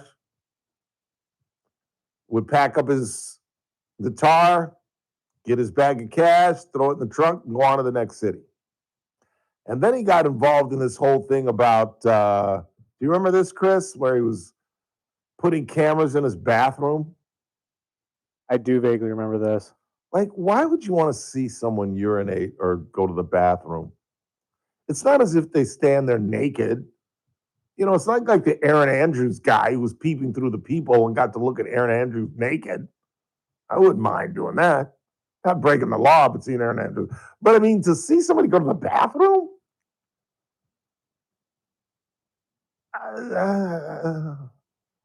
I don't understand sexual arousal and urination and defecation. Sometimes I make myself laugh. I apologize. What do you got on the board? Let's get out of here. I'm going to dinner. How come we never see Andre Gonzalez with his wife like the other city leaders? Just seems odd to me. He's not married. Andre Gonzalez isn't married. I don't think he was. He's got a beautiful sister. You ever seen his sister? No, I have not. She was my Uber driver once. And I was like, you're Andre Gonzalez's sister? Then I asked her, was Andre adopted? Because she is gorgeous. I guess Andre's a good-looking dude. I don't know, though. I've never seen him out of a blue suit. Other than the green corduroy suit he wears at Christmas. What else you got? Let me stop beating up on Andre. Who's the idiot? Because we're that losing him suggested- soon. Goodbye. See you later. What do you got? Who's the idiot that suggested Luigi's moves? I have no idea. No idea. But I can't wait to talk to Gino about that, see what he says. He just got a brand new parking lot. They ain't going anywhere. But I was actually like offended. I really was, because I think I'm fairly close with the family.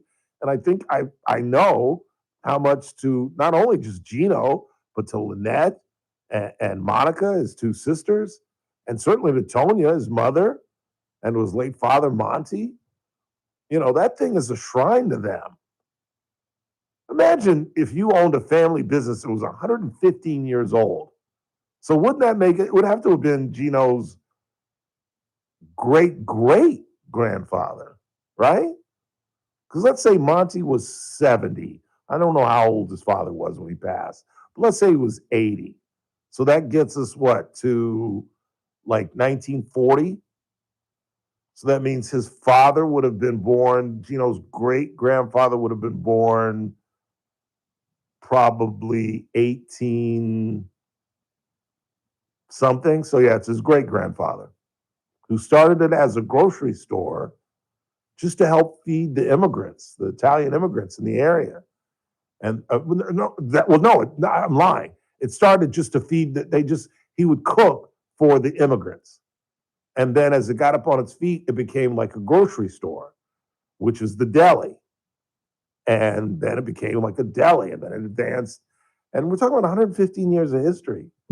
And you're right. Some idiot called in and suggested that they move because there's an issue. And there's a bigger issue.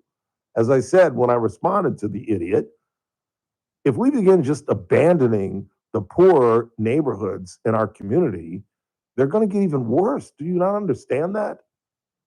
We should thank him and the other businesses that are in that area, Pyrenees, Rod and Julie. We should thank these people. It's like the chain link thing. You're as strong as the weakest link, and cities are as strong as their lowest socioeconomic area.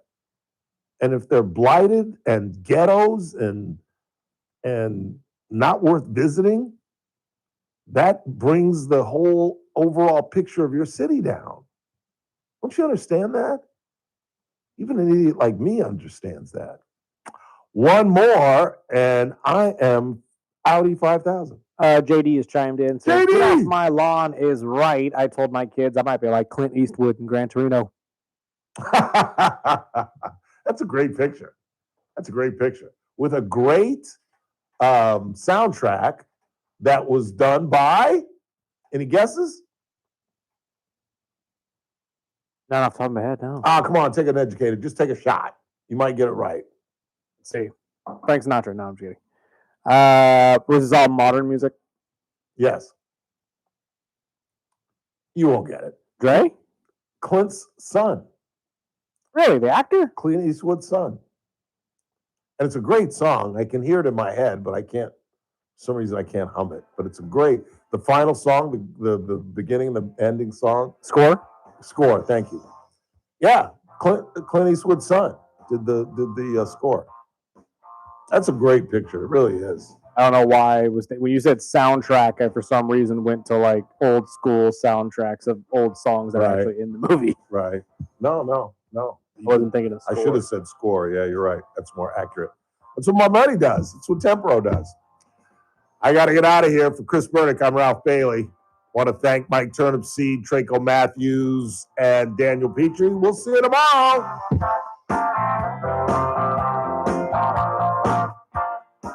This is AM 1180 KERN. Green Acres. This is 96.1 FM. Bakersfield. Online at KERNradio.com. News this hour from Town Hall. I'm Keith Peters in Washington. House lawmakers have rejected a war powers resolution that would have prevented President Trump from sending U.S. military forces to Venezuela. White House correspondent Greg Clugston reports. The House vote ended in a tie, falling just short of the majority needed for passage. It came a week after the Senate failed to pass a similar resolution. 2 House Republicans voted with all Democrats for the legislation.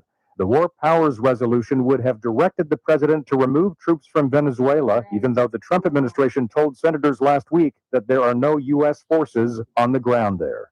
Greg Clugston, Washington. Vice President J.D. Vance was in Minneapolis today, saying he's visiting Minnesota to learn more as protesters clash with federal agents trying to make immigration arrests. I wanted to meet with business leaders, with ICE officers, with local law enforcement to try to understand a little bit better what's going on so that we can tone down the temperature a little bit, reduce the chaos, but still allow us as a federal